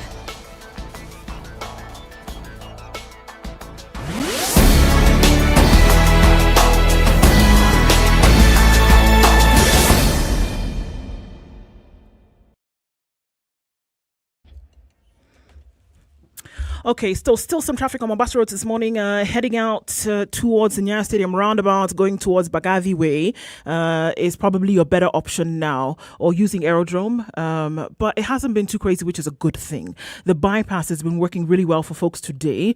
Eastern, Southern looking good, right around Taj Mall, Outer Ring. A little bit of a hold up there. Jugger Road coming from Hamza out towards the City Stadium roundabout, going on to Landis on your right is all right. Industrial area, the normal traffic hold up that we see. It's a mishmash in some parts. Okay, so we'll keep keeping an eye on things. Half past the hour, we'll take a look and see if it has opened up. All right, but it should remain this way for some time. Not to forget, you can get in touch. SpiceFM KE on Twitter. Text on 40127. Keep things moving this morning.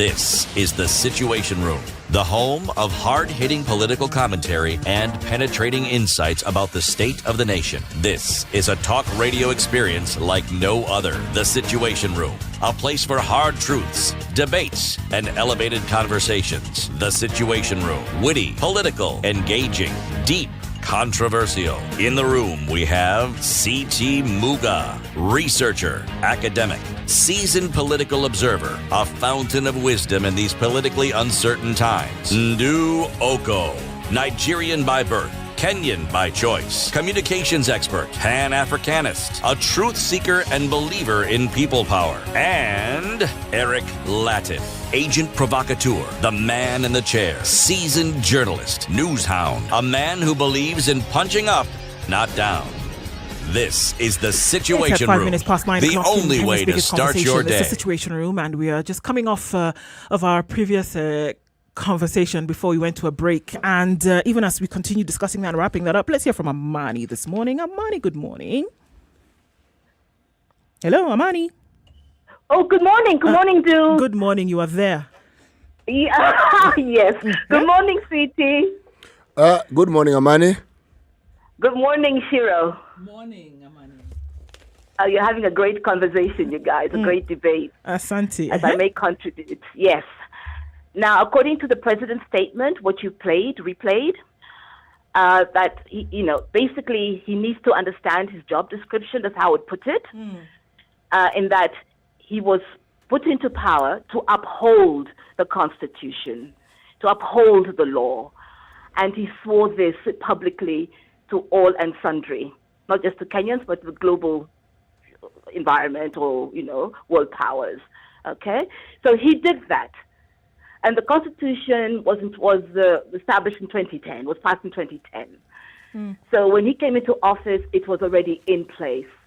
So he cannot claim ignorance, that he's doing the will of the people, which is outside of the Constitution.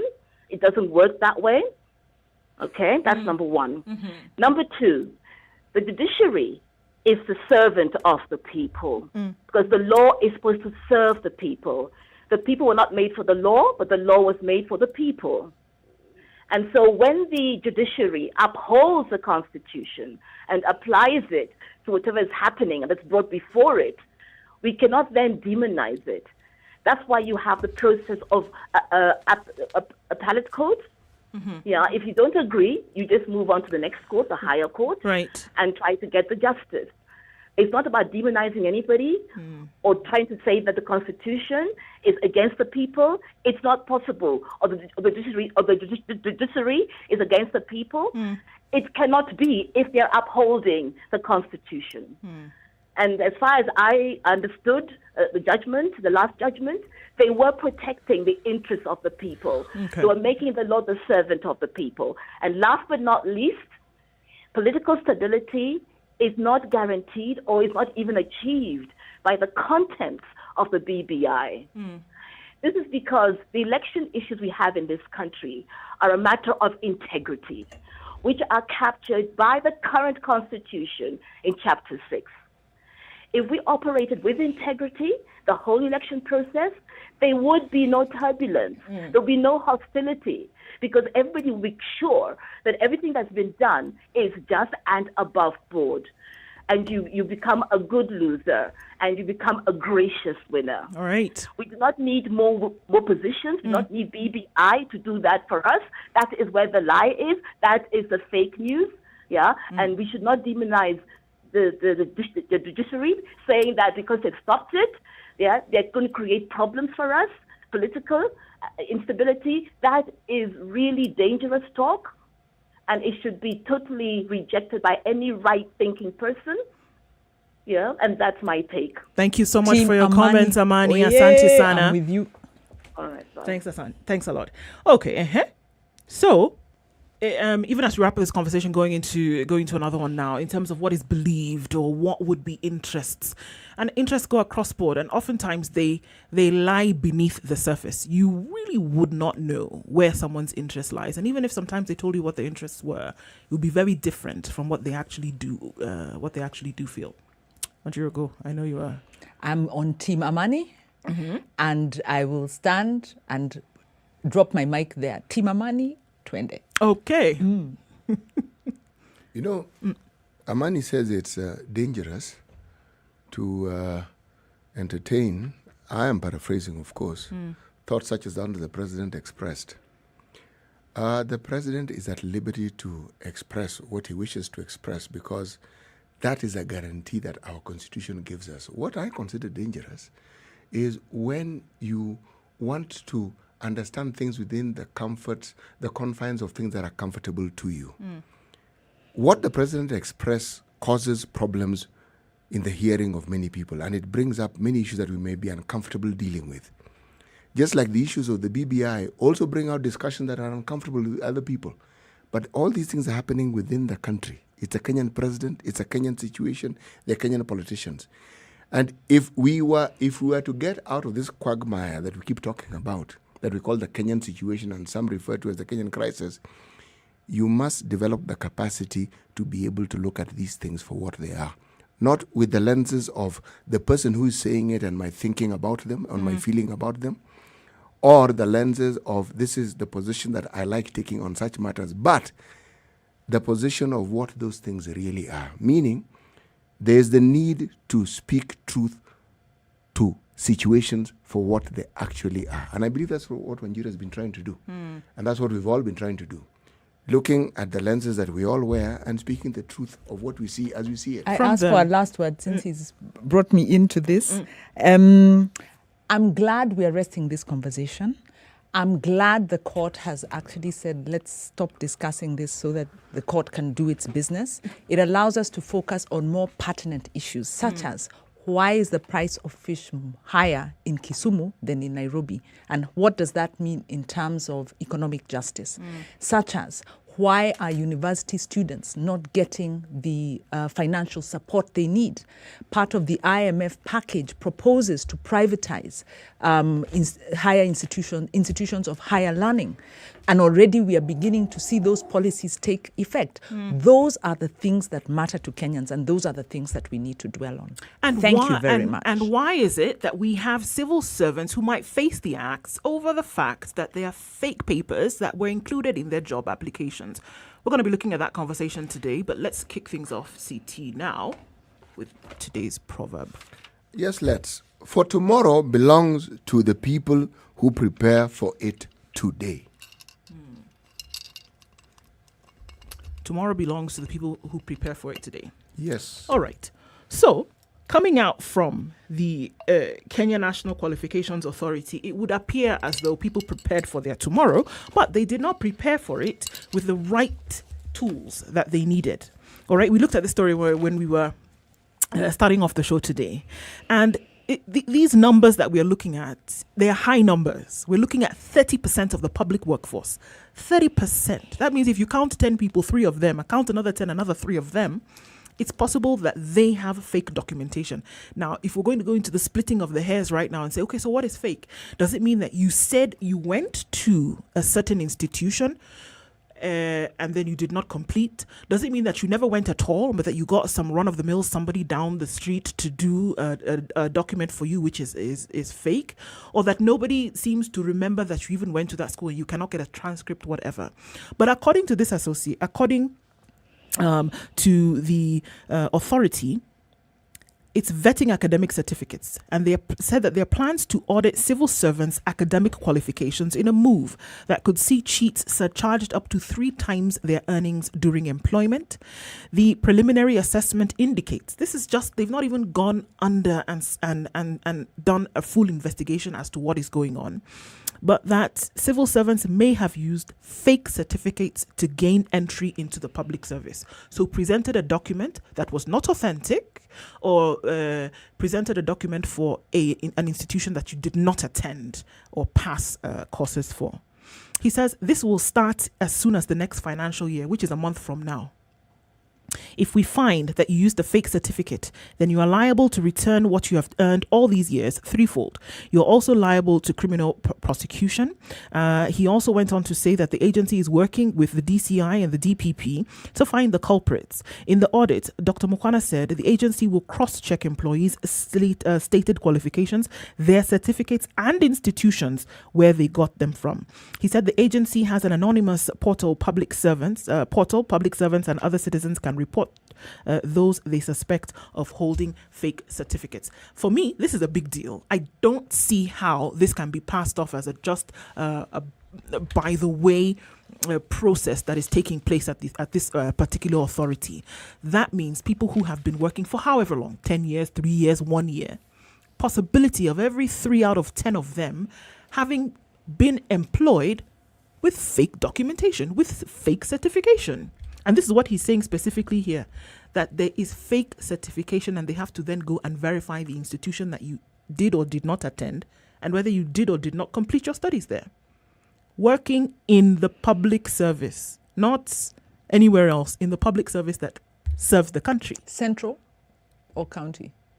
It just says public service, so we're looking across. I think you will find that what holds true for the national government will hold true for the county government. They have different public services, so They do. It would be useful to know. No, it's the documentation and the processes of verifying them when we're employing people that I think is under discussion. Because what people are required to do when applying is provide a CV and to provide details as per whatever demands that are dictated by the job requirement. Now, do we have the capacity, do we have the will, do we have the ability to actually verify these documents? And if we do, how do you verify these documents? What do you do? What process? Do you verify them when you've shortlisted? Do you verify them before when do you verify them? You know, what I'm wondering is if, as a head of institution, the board came to me and said, one out of every 3 staff that you have has fake documentation, whether I would survive in my job. You know? So I'm like, where's the responsibility? So yes, take action against those who have presented the fake documents, but where does the responsibility lie? I think for instance, in any private company, an MD would lose their job. Oh, immediately. Immediately. Yeah. So there's a big part of this conversation we are not hearing, number one, because we are dealing with one aspect, not looking at the conduct of the public service. The other issue about staffing, this is a perennial conversation. We had the issue of ghost workers, and I think government maybe has made some headway. And I wish the writer had done a bit of background to help us, because what's the progress on ghost workers? Because we know there was an audit. In fact, there have been several audits. There have been county audits, there have been national audits. There was a big audit process that was conducted in 2011 when, was it 2011? It might have been 2014 because it's when Anne Waiguru was in the Ministry of Devolution. And the idea was to weed out and to rationalize the public service. And part of the thinking then was the cost of public service, because the public service is expensive in terms of salaries, in terms of allowances, in terms of pensions. And then you have ghost workers. And then you have now this other issue. Right. So I just find that, yes, sounds good, but it's part of the story. And I really wish that the communication was holistic. Right. Okay, but before we go to a quick break, let's just look at how they're classifying these fake documents, because that was something you had asked before. Like, what are we looking at here, right? So, fake certificates they classify fake certificates in 3 categories: those earned from institutions not accredited to offer them, those acquired where one did not meet the entry requirements of the certificate, and lastly, where the person never went to this university or college at all, and they're finding that there are quite a number of these cases. How is it that of these 3 classifications, you're finding that there are quite a number of people who fall through the cracks just because of this, and that people would make that choice or that decision to offer up a fake document, either having not completed school, never went to that institution or never had the right accreditation to make that decision, I think also points to the desperation that people actually are facing and saying, you know what, well, I haven't gone, but I need the job. So the last resort then is to present this, and then somehow I sail through. I don't think it's just desperation. It's a factor that plays in, yeah. It also, I mean, of course, you're talking about the public service. The public service traditionally has a lot of nepotism and patronage, and people bring their people. So to get a job in the public service, the number one requirement has always been you have to know somebody. So that's why I'm saying you might look at those who presented the fake papers, and you must. And that's a good move. But who are the people who received the fake papers? This application. And, are you telling me that government doesn't do due diligence? It would appear not. It would appear after the fact is when these questions then are being asked. Like I said, you would not survive as a head of institution if you had those kind of statistics. Oh, no. So the public service, those in the public service must not survive either. So the responsibility has to go both ways, on those who hired them and those who presented the fake papers. All right, it's 9:20. We're going to take a quick break and look at weather, and then we will continue that conversation and open up the phone line 0719012600. You join in this conversation with us. This is the Situation Room, the only way to start your day. Spice up your 24/7 around the world, non-stop. This is Spice FM.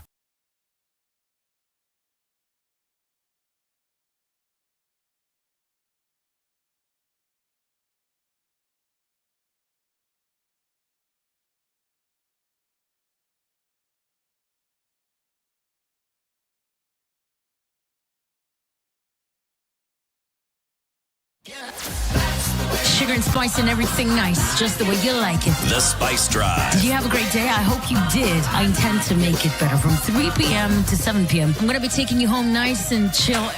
The weather with Spice FM. Mostly cloudy conditions in Nairobi at 16, highs of 24 and lows of 14. It's cloudy in Nyeri at 16, highs of 23. Partly sunny conditions at 18 in Nakuru, highs of 26. 24 will be the high, lows of 16 in Eldoret. It's mostly cloudy in Kisumu at 23, highs of 28 and lows of 19. Cloudy conditions at 24 in Kakamega, highs of 28 and lows of 16. It's raining in some parts of Mombasa at 27, highs of 31. We'll see highs of 30 in Malindi, where it's raining in some parts at 27, 23 and mostly sunny conditions in Kampala with highs of 27. Highs of 30 in Dar es Salaam, 25 and partly sunny right now, 6 degrees and sunny in Johannesburg. We'll see highs of 13 and lows of 3. 32 will be the high in Lagos, where it's cloudy at 25. Sunny conditions in Kinshasa at 23 with highs of 32. We'll see highs of 28 in Beijing today. Sunny conditions to run through. 19 degrees and sunny in Paris, highs of 27. Highs of 25 in London, 18 degrees and partly sunny. It's 16 degrees and clear coming into Thursday in New York. We'll see highs of 22 and lows of 20.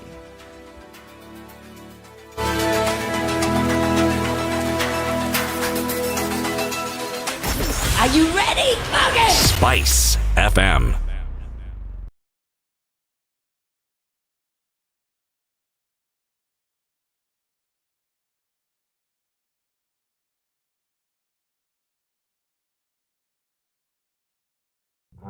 Tengesa kidole, agano kidole. Thank you. The political class, the contestants, everybody is trying to outsteal the other. Remorse is not taught in any school. Manners is something you get from your mother. You don't get it from your political party. Why are we so unfocused as a country? Why are we spending money and resources? Yet we have real challenges in this country. This coronavirus pandemic should teach us one thing, that universal health care is critical. Sugar and spice and everything nice. Spice FM. Spice up your life. Mature, intelligent talk every morning. Spice up yourself.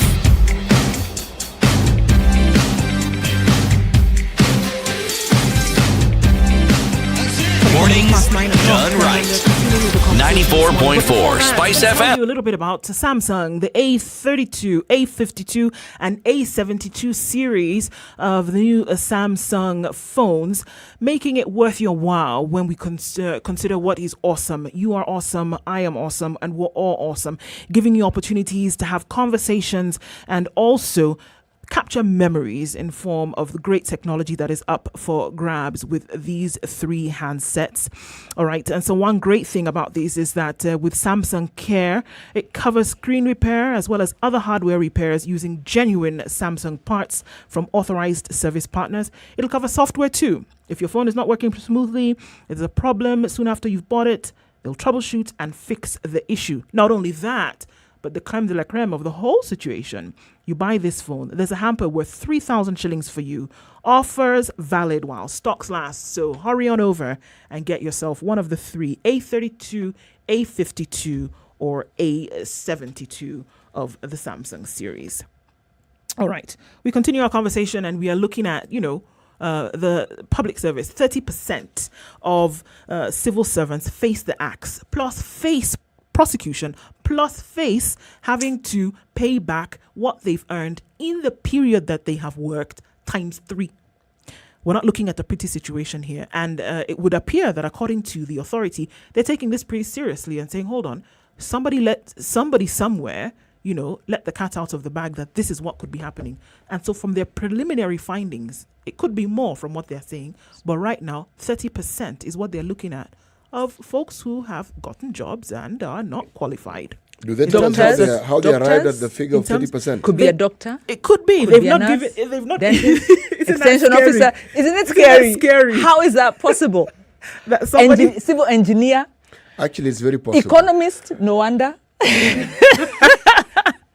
Economists, no wonder we are headed the Greek way. It's actually no wonder. possible. That's the 30%. If you look at the way people are employed in this country, in all honesty, ask yourself the simple question: how often do potential employers and their HR department, how do employment agencies or people who are given the task of headhunting, how often do they actually go into these details that would fish out and bring out what we may call false qualifications? By and large, Kenyans are trusting people. People tend to believe what's on the CV and whatever certification that are given. They tend to believe, they look at it and they say, it is fine. Yes. Now, if people actually don't go and check, do the checking. They do not. Did you go to this university? They do not. They do not. But they should then, is what we're saying. Yes, they ought to. But the question I'm asking is, you see, if you look at any advertisement that offers employment and ask the prospective employer the applications they get, the figures are daunting. The numbers are huge. So let's say you go through a shortlisting process and you have 10 positions and you have 100 people.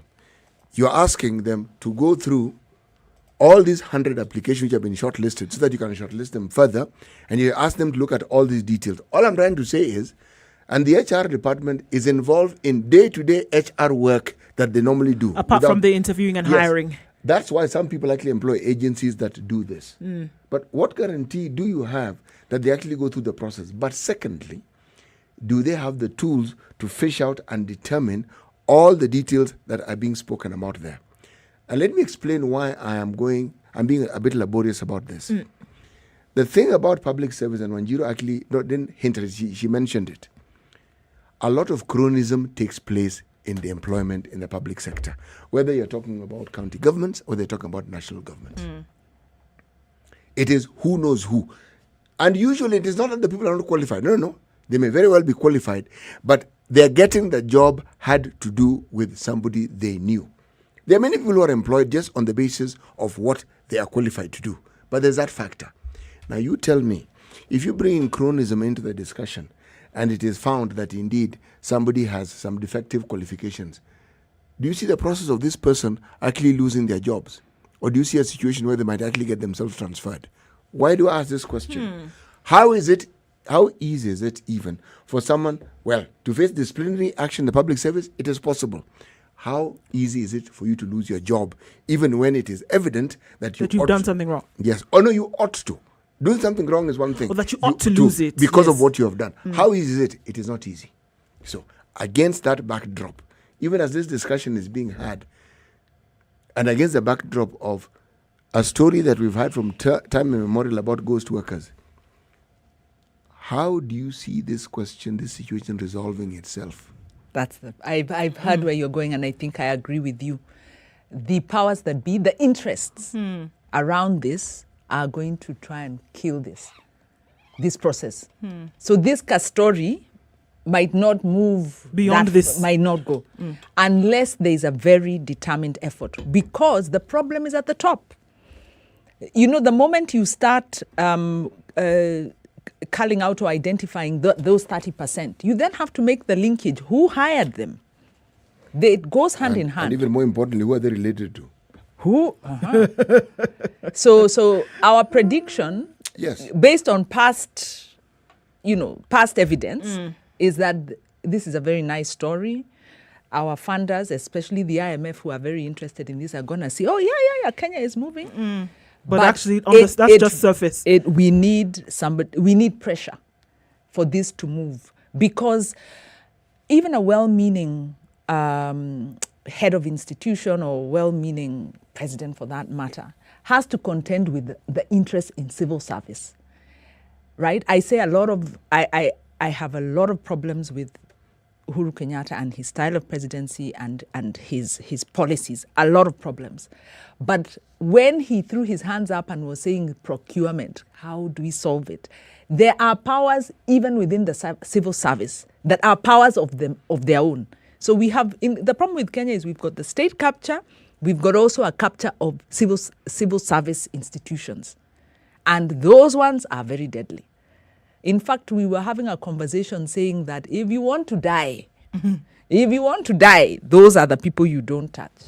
There are very serious cartels in government. Yes, and those cartels have moved to counties, like we are saying, that know how to let you do budget process. Yeah, bring.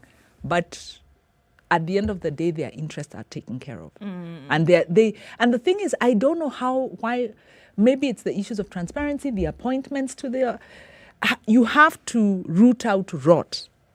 And they say a fish rots from the head, but let me not go there. That's not where this was. Actually, this is not where this was going. I don't know why Wanjiru keeps saying, let's not go there, and she's actually there. Yes. I'm like, at the end of the day, we can keep quibbling about these issues. You always go back to the top. Leadership. Wanjiru, I have to ask you this question. Do you ever lose an opportunity to take a dig at the president?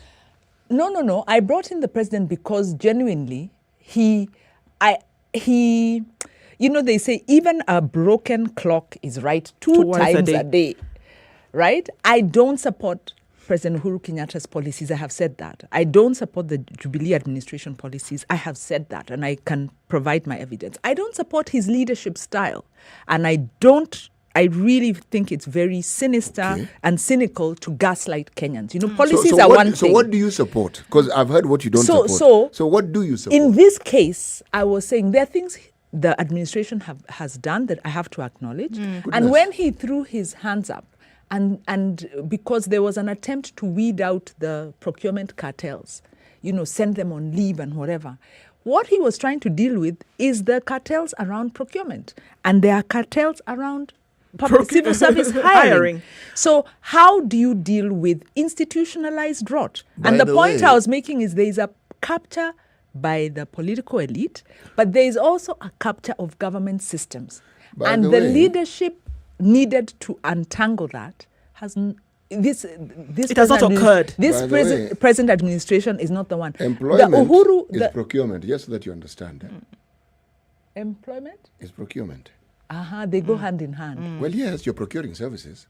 I mean, you have a human resource department that deals with it, but it is still procurement. And the heart of what you're saying begins with that procurement of human resource.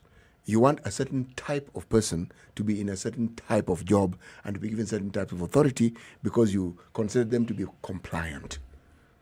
So when you talk procurement, start there. Now, if you are looking at the public service, one of the things that the public service is known for, the public service has some of the best qualified human resource you can think of in this country. Agreed. Brilliant people. People who know what they do. Believe me, educated, trained, know exactly what to do. Yeah. And even how to do it. Now, unfortunately, that story sometimes ends precisely there. Right there. Because in terms of how they're able to practice, that's a totally different story. I wish to believe that there are very good public servants, Many. who have good intention. Who actually even just do their jobs. Yes, who are frustrated by the status of things. But the problem of corruption and mismanagement and waste in this country is real. And it's not an easy problem. And it's not as easy, even if we had a good, well-meaning president. You need good strategies and you need consistent strategies. And so this little story is a symptom of a bigger rot. Look That's at it true. this way. If you are thinking about solving a problem with the structures of government as we have and with our new constitution, some of the powers that you would expect or some of the actions that you would think would be possible, unfortunately, in an African setting and Kenyan setting, might only be resident if you actually had a genuine dictator, meaning the constitution allows you to dictate. So you actually say, folks, from today onwards... This is the way it's going to be. Yes. With our constitution, you start along that path. The pushback we get is the beautiful, should we say, exposition of how our constitution actually works. All right? But you tell me, the decision-making process and how it is one should go about it and what one should do. The constitution then allows a situation that is exploited. So we are in a never-ending cycle of just debate. Can I maybe, because we're saying we have an intractable problem, and this is a problem all Kenyans talk about, but we also have examples of where we've seen these issues resolved. And we can take two concrete ones. One under this administration by a dictatorial minister who, Matiang'i. Matiang'i is not dictatorial. He's not dictatorial. No, he's not. Neither is the president. I said no. You said it to draw him out, eh? No, yeah, to draw him out, just so that I can now put neither is the president. He's not dictatorial. Well, what Matiang'i did in the Ministry of Education, in the management of exams and the release of results, up till this day, has transformed the sector. And what he did, and he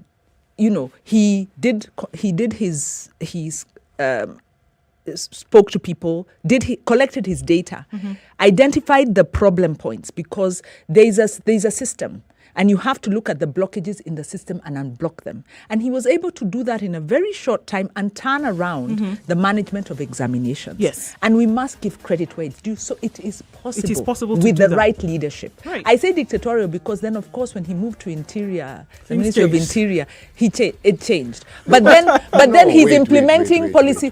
So the point I'm making is, it is possible with the right leadership, but I'm not giving him a carte blanche endorsement. Let's take a break and look There at was traffic. another example that I want to give. Okay, let's take a look at traffic and come back, and then City can explain to us the same individual in a different sector. Then why does it change?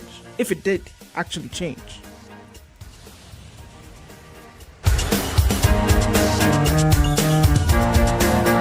This is the Situation Room, the only way to start your day. Spice up your life.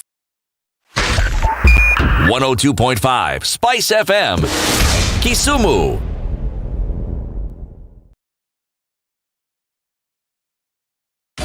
"24/7 around the world, non-stop. This is Spice FM. What is the best gift to celebrate a birthday? Cash, of course. What if I told you that you can get cold, hard cash for celebrating a birthday? This June, I, Olivia Otieno, is giving 10,000 shillings to 41 lucky Spice FM listeners to celebrate my 41st birthday. That's right, this June, 41 lucky Spice FM listeners will get 10,000 shillings cash. All you need to do is SMS the word cash to 29599. That's cash to 29599. And if your SMS is number 41 or number 1041 every Monday to Friday, you walk away with 10,000 shillings cash. Each SMS costs 10 shillings. I think it's Terms and looking much conditions better. apply. Officially out of traffic hour now. Mombasa Road flowing in both directions, looking pretty good. Muthaiga, where we had bumper to bumper, getting onto Thicker Road, not too bad. It's opening up and not as tight as it was earlier. So I think folks have reached where they're going and the others are coming out now, which is a good thing. All right. SpiceFM KE on Twitter through the day. Text on 40127.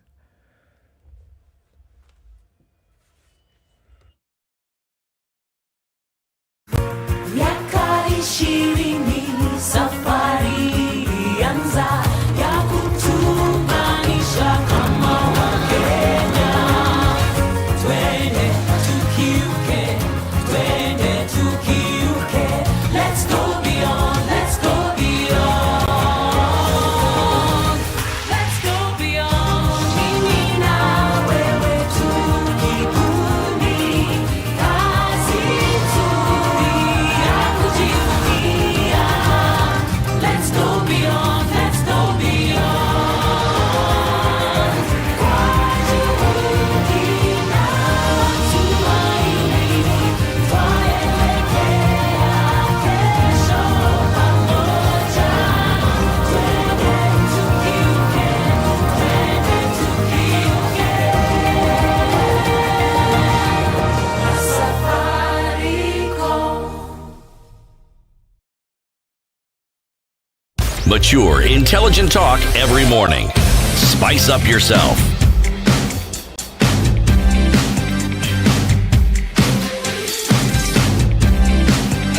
Mornings done right.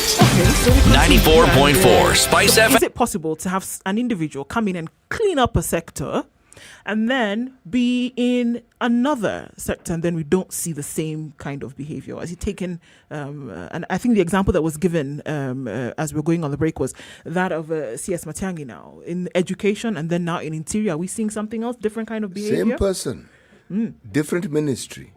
What the Ministry of Education oversees is very different from what the Ministry of Interior oversees. He could be doing exactly what he did within the Ministry of Education, but because it is Interior and because what Interior oversees, the action will be seen differently. I have a slightly differing view. I think CS Matiang'i is a very competent leader and manager, and that's what he brought to the ministry. And I agree that, of course, getting into interior, it's a different kettle of fish. But even in education, he has two legacies.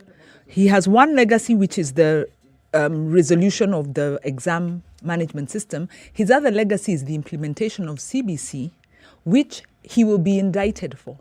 Because the politics of the day, I think, forced a good manager, effective leader to implement a policy that was not yet ready.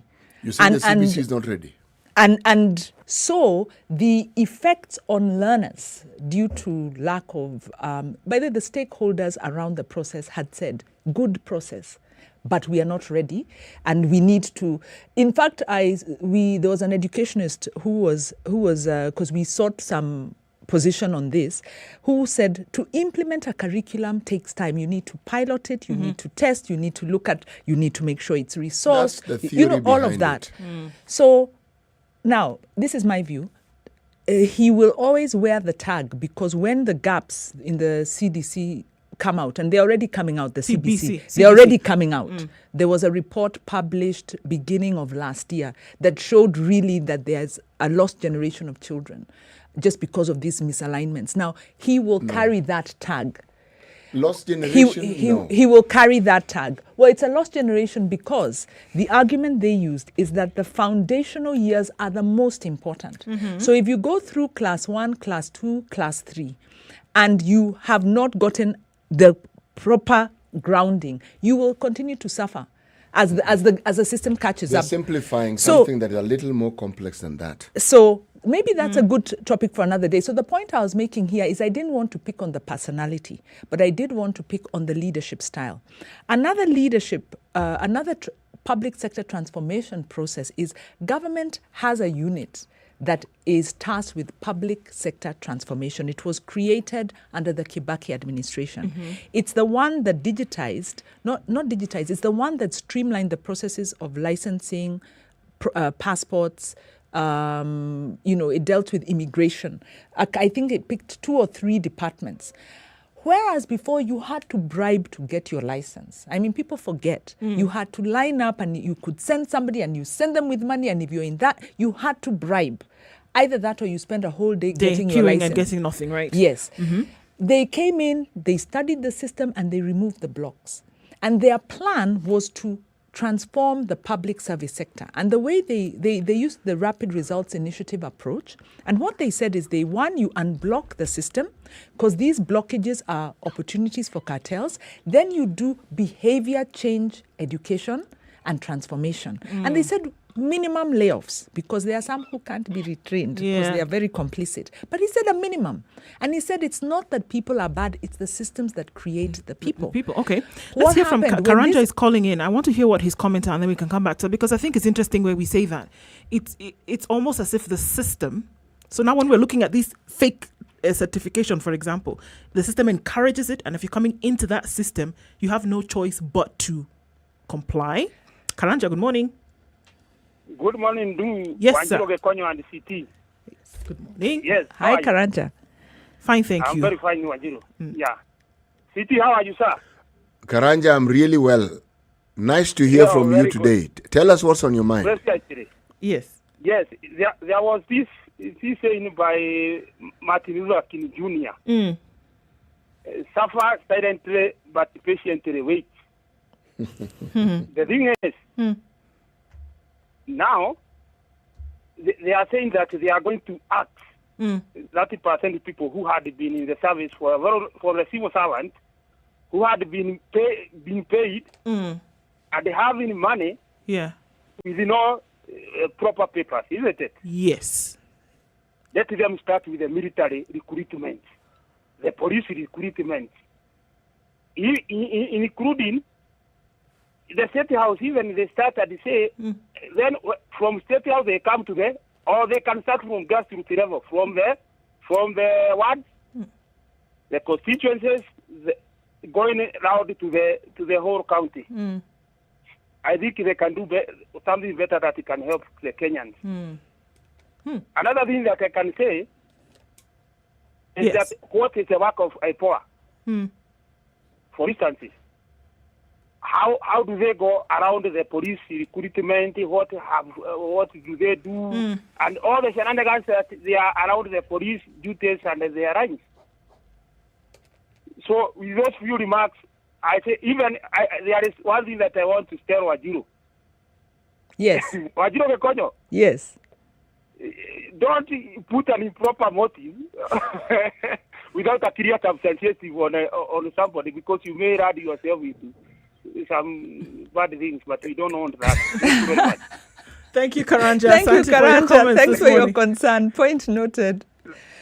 Thank you very much. Thank you. Well, all right. So, Citigo, Look, when you start a new system, you expect there to be kinks. They have to be kinks. You're on CBC. You moved from the staffing. He said we are discussing that another time, so we can we can benefit from your wisdom and insights. No. You're buttering me. I am not. I am serious. I like to discuss an issue thoroughly. The principles are what I'm discussing, not the CBC. Okay?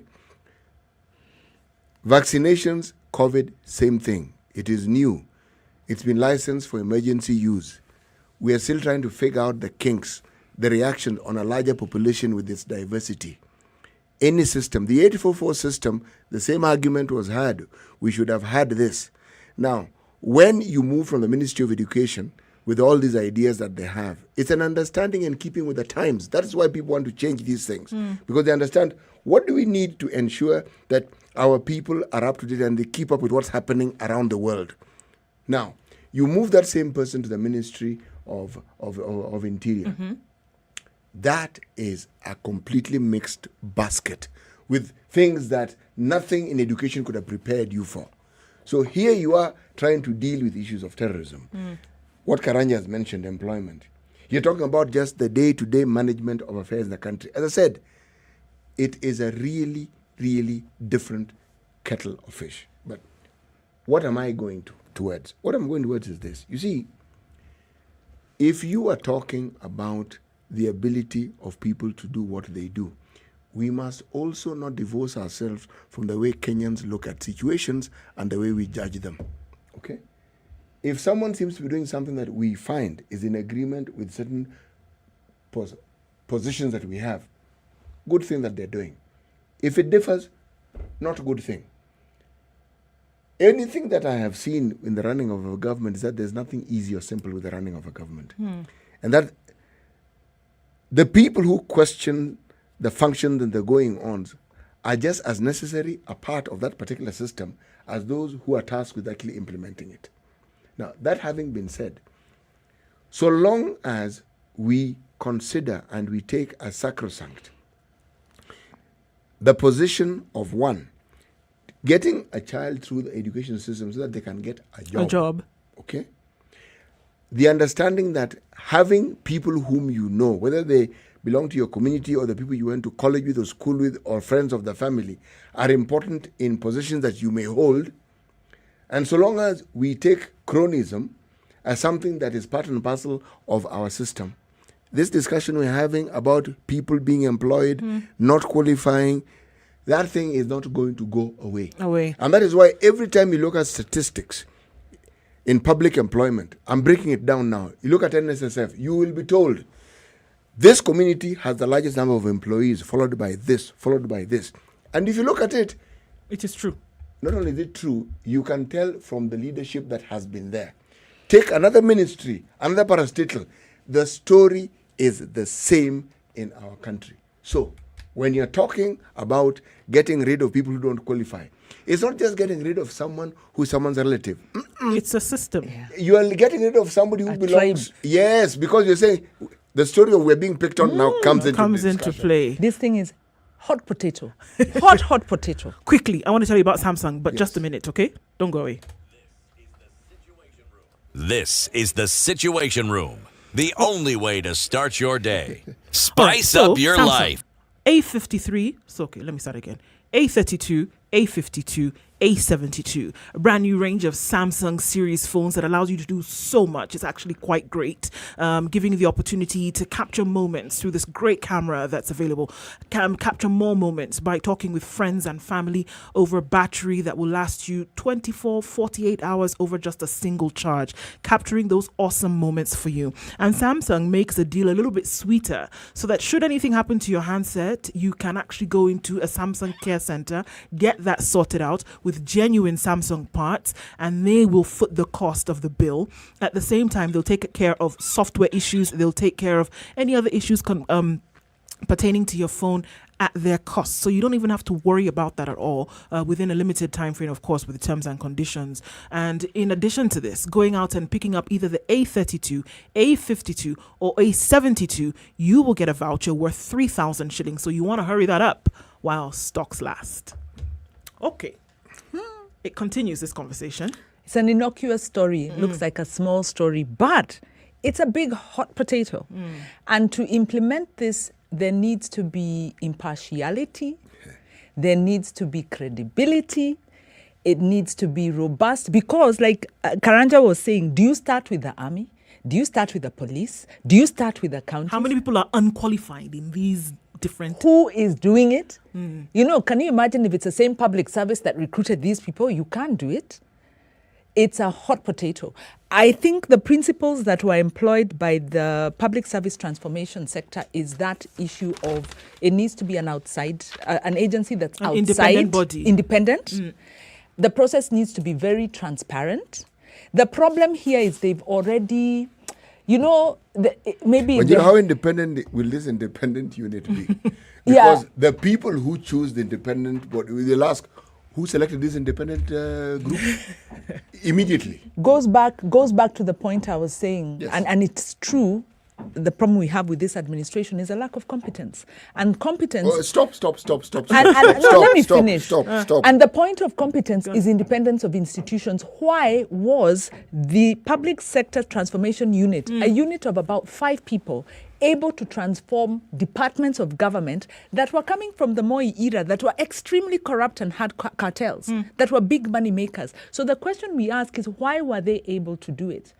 And they didn't do it loudly, by the way. Matiang'i did his changes quite loudly.